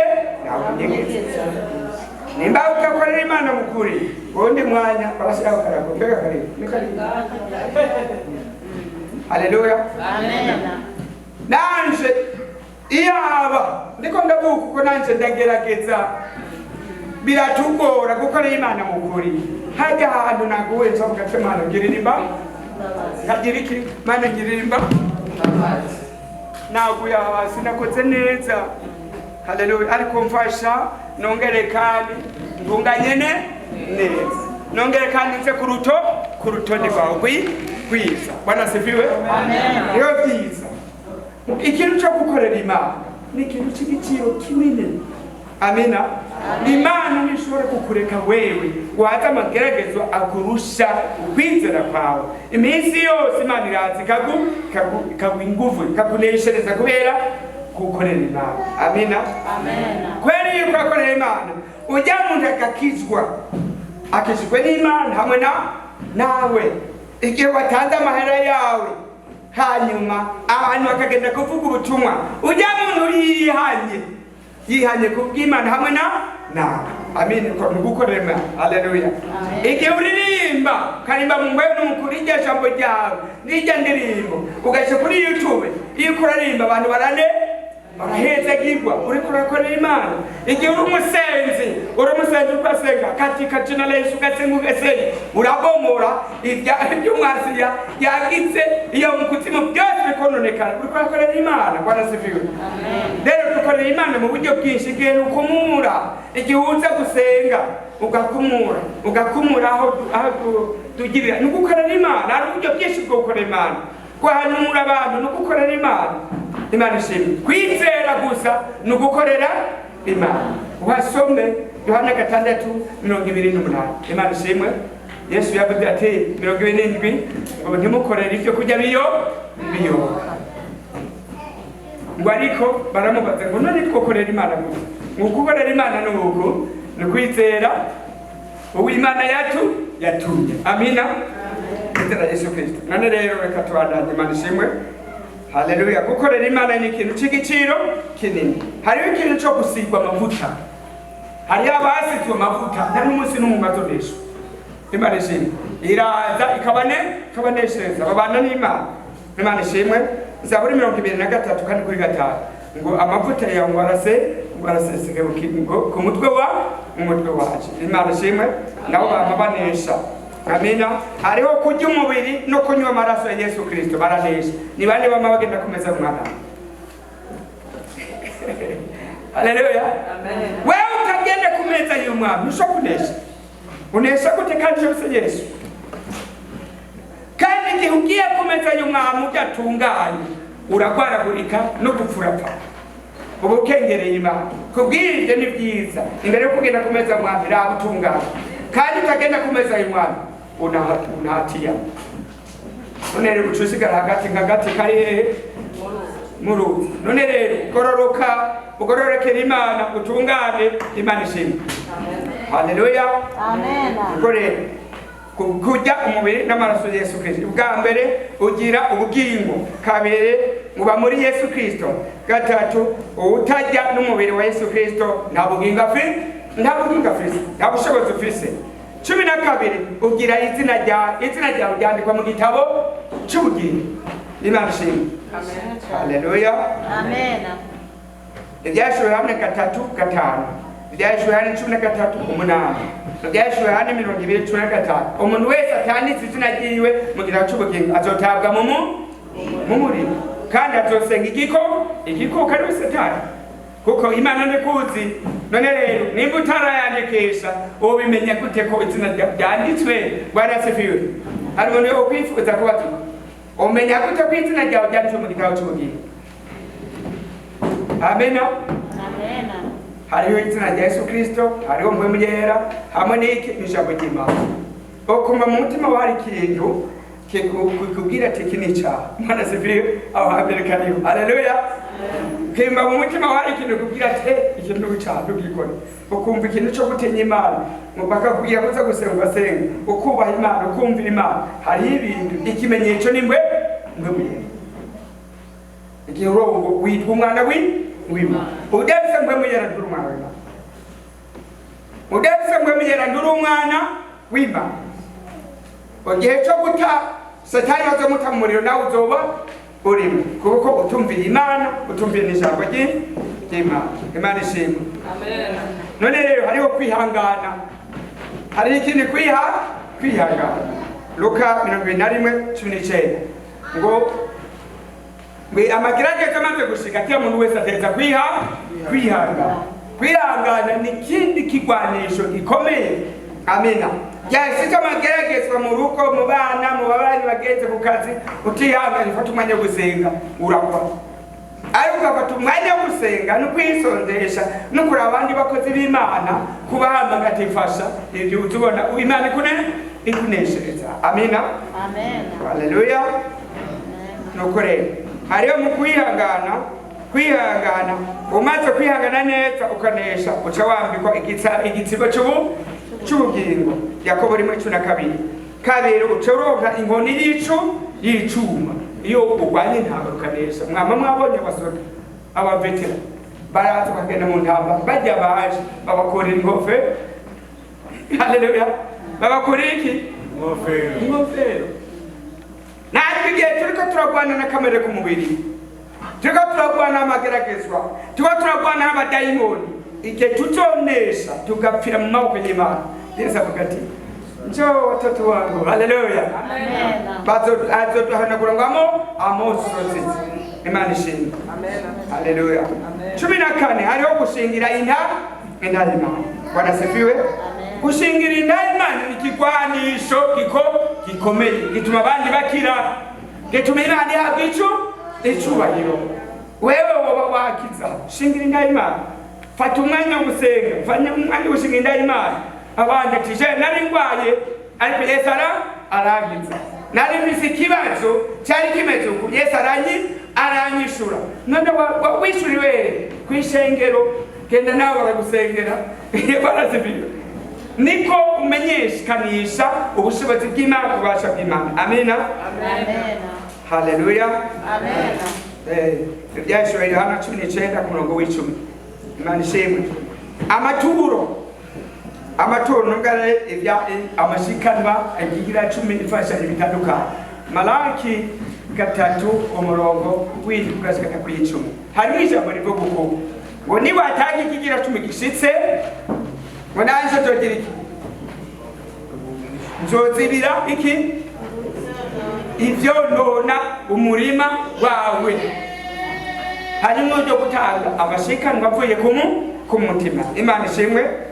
Amaturo icambira amashikanwa bivuye ku mutima. Imana ishimwe.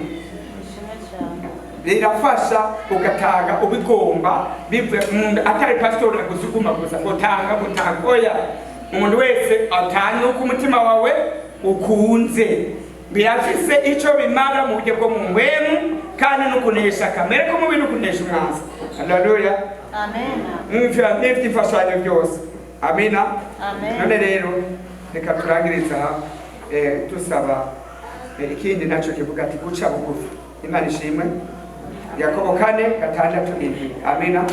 Umuntu wese aciye bugufi Imana iramuha ingufu ingomezi. Amina. Umuntu abana n'Imana. Hariho nabuze guca bugufi. Hanyuma cyangwa Yesaya 57:15. Hanyuma hariho kurema, kurinda, kudatinya. Yani bingwanisha bikomeye. Kurema, haleluya, kurinda, kudatinya. Igihe ntushobora kurema imbere y'amageragezwa, imbere y'umwanzi igihe udafise ibyo bigwanisha. Umwanzi we ugacugira iki?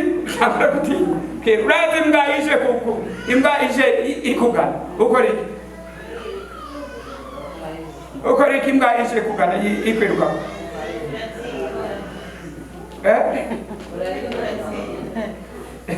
Bweza ngo ni cyoroshye kuja ukati imbwa ivyariye diruka papa inyuma yawe. Utari umuntu urimo ugenda ingubu z'Imana indikiye wiruka wewe. None rero abadayimoni baje utari mu bushobozi bw'Imana utafise kwizera byose ukabura gutinya. Umaze gutinya tayarotsinze. Ntutinye ndi kumwe nawe, ntukiyebure kuko ndi Imana yawe. Ntutinye ndi kumwe nawe, ntukiyebure kuko ndi Imana yawe. Ndagukiza ndi kumwe nawe, ndagutabara ndi kumwe nawe. Ntukiyebure Elias ndi kumwe nawe, ntutinye ndi kumwe nawe, ntukiyebure kuko ndi Imana yawe. Haleluya. Igihe ufise ukwizera imyambi yose mugwanitse irahunga kubera ko ufise Imana. Ariko igihe ufise ngwemu rero ufise ijambo ry'Imana na Yesu Kristo yamagerezwa aje gututinya ucohonga ibintu byo kurema ntibiza kubera iki ari bigubuze. Imana ishimwe. Bwana sifiwe. Ari ikindi naco kurinda ikibico kwirinda ikibico cyarico cyose. Imana ishimwe. Abatesalonike 5:22. Hanyuma hariho ikindi naco tubona intsinzi kuko turabana b'Imana. Nibyo ngombe kukubwira final. Bwana sifiwe. Bye byose tubiroga kubera turabana b'Imana. Iminsi yose umwana w'Imana yamane anesha. Niyo ntsinzi niryo sezerano Imana yadusezeraniye. Haleluya. Yohana 1:2-3. Yohana wa mbere 5:4-5. Ngo mbana bato ngo ntimutinye uri muri mwe arahamba. Amina. None rero tunesha isi kuko turabana b'Imana kandi kutufise impwemu kandi dufise kwitondera ijambo ry'Imana kandi twashitseko ikimenyetso ariho mwemeye. Amina. Tunesha n'urupfu, tunesha n'amagerageza kiya kintu cyose. Hama ibyo byose ikidodo ni ugusenga. Ibintu byose utegereza utagukuri kuzeye gusenga. Adaramusha. Imana ishimwe. Ikintu cyose uteza kunesha kubera gusenga. None rero imbere yo gusenga ntupfe gusenga. Haleluya. Imbere yo gusenga ntupfe gusenga. Biranditse ngo dusenga nawe nico gituma tutishurwa tutagira iki tutahabwa turakewe ibyinshi bitandukanye. Imana ishimwe. Haleluya. Amen. Imbere byose dufata umwanya wo gusenga. Amina. Niyo finale ikintu cyo gusenga. Imbere yo gusenga fata umwanya wicishe bugufi. Imbere yo gusenga fata urabe kugororotse. Imbere yo gusenga uheje gusenga uvuge ati amen. Ureme bijya byose wasenge ko Imana ibiguha cyangwa ureme bijya byose ko wavuze ati mu izina Yesu umwanse ndamurambiwe uremeye ko aranduzi. Bwana sifiwe. None rero Imana ibaha umugisha. Amina. Imana ibagire neza. Amina. Tugerageze ikintu gukora iki kumvira. Bwana sifiwe. Tugerageze kumvira. Kabiri tugerageze gukora iki tube mu mpwemu. Amina. Haleluya. tugerageze kwitondera ijambo ry'Imana, ibindi byose Imana irazi ikabiduha. Amina. Ukwizera kwizera Imana, kwizigira Imana, Yesu Kristo nawe azobana natwe. Imana ibamugisha. Amina. Twekaze abagomba gusaba Imana imbabazi. Karibu n'abarwayi kaze, bamwe n'abarwayi kaze, n'abibazo n'abifuza Yesu abagirire inyishu, abahe inyishu kaze. Barasifiwe. Twese duhaguruke, hama turasaba abakozi b'Imana, turabasaba abakozi b'Imana umurongozi ahaguruke anasabira ishengero imbabazi. Amina. Duce tugenda kuri ico kintu gusengera umuntu afise ikibazo. Barasifiwe. Duce tugenda gusengera umuntu yobagwa agwaye. Mu nyuma twese dusaba ingufu z'Imana. Bwana sifiwe. Amen. Mwanya wawe rero. Haleluya. Yesu ari hano kugira ngo nawe akugirire neza. Nanje yarangire neza. Bwana sifiwe. Amen. Amina. Nanje ndaje hano kugira ngo nawe ugirirwe neza. Imana imugisha. Reka dusenge Imana. Mana yacu datuwa twese byagiye mu ijoro, turagushimiye Mana, turagukengurukiye. Ngaya majambo yawe duhesheje kuyateragira mu mitima yacu, mu bugingo bwacu, mu bugingo bw'abana bawe. Nawe turagwaye kaze mu muyera, kya muntu wese mufashe, ku muntu wese yumvise aya majambo yawe, agire ubushobozi n'ububasha mu bugingo bwiwe, afasha abari hano n'abandi bose bazovuka. Urakoze Mana, turagushima. Nicyo gituma twese mu izina rya Yesu turande dusangangura ibikorwa byose by'umwijima, maze mwe muyera ubane natwe. Urakoze Mana, turagushimiye iri jambo, neregire ubushobozi n'ububasha kubaryumvise, ni mu izina ry'umwami wacu Yesu Kristo. Amina. Nk'uko yabivuze, duhaguruke kuko dusaba Imana imbabazi. Duhaguruke twese uko dusaba Imana imbabazi. Akoreka ibindi bikorwa mugabo twasabye Imana imbabazi. Kandi uwo ari we wese agerageze kuraba icyo yoba yibuka kitameze neza mu bugingo bwiwe, acereka Imana, hama Imana ibashe kumubabarira. Dusenge Imana. Uri Imana y'ubushobozi, uri Imana ihambaye, uri Imana ikiza, uri Imana ufasha. Raba turi ngaho imbere y'amaso yawe, turi kuri iyi si. Iyi si irimo ibyaha byinshi, irimo amageragezwa menshi, irimo ibibazo byinshi. None raba ishengero Mana barahagurutse Yesu Kristo, bagomba kukwereka imitima yabo. Umugabo wese arakweretse Mana wo mu ijuru, ibyo yoba yarakoze bitabereye, ibyo yavuze bidakwiye, ibyo imbere bidakwiye, kubura urukundo, kubura amahoro, gukora ibitabereye imbere y'amaso yawe Mana wo mu ijuru. Baremeye Yesu Kristo guhaguruka kugira ngo uze kubababarire. Inguboze Mana wo mu ijuru, inguboze rugira byose, umwe Yesu Kristo umwoze icyaha yakoze, umwoze ibigabitanyo yakoze, uboze Yesu Kristo. Baharigwe nawe Mana wo mu ijuru, baharigwe nawe we rugira byose, baharigwe nawe Mana wo mu ijuru, kugira ngo Yesu Kristo nibyo bagiye kugusaba byose ubashe kubishura, kuko baba bafitaniye ubumwe nawe, kuko bamaze guharigwa nawe Mana wo mu ijuru. Turagusabye imbabazi z'iwawe zica muri ya maraso ya Yesu Kristo, abashe kuzunguruka umwe wari we wese Mana wo mu ijuru, kugira ngo tubabahariwe nawe, tubabogezwe nawe, tube abawe Yesu Kristo, tubabarongorwa nawe Mana wo mu ijuru. Turabigusabye ngo tukareka ubikora, tugusabye imbabazi zawe kandi tuzikunze duhaye, ni mu izina ryawe.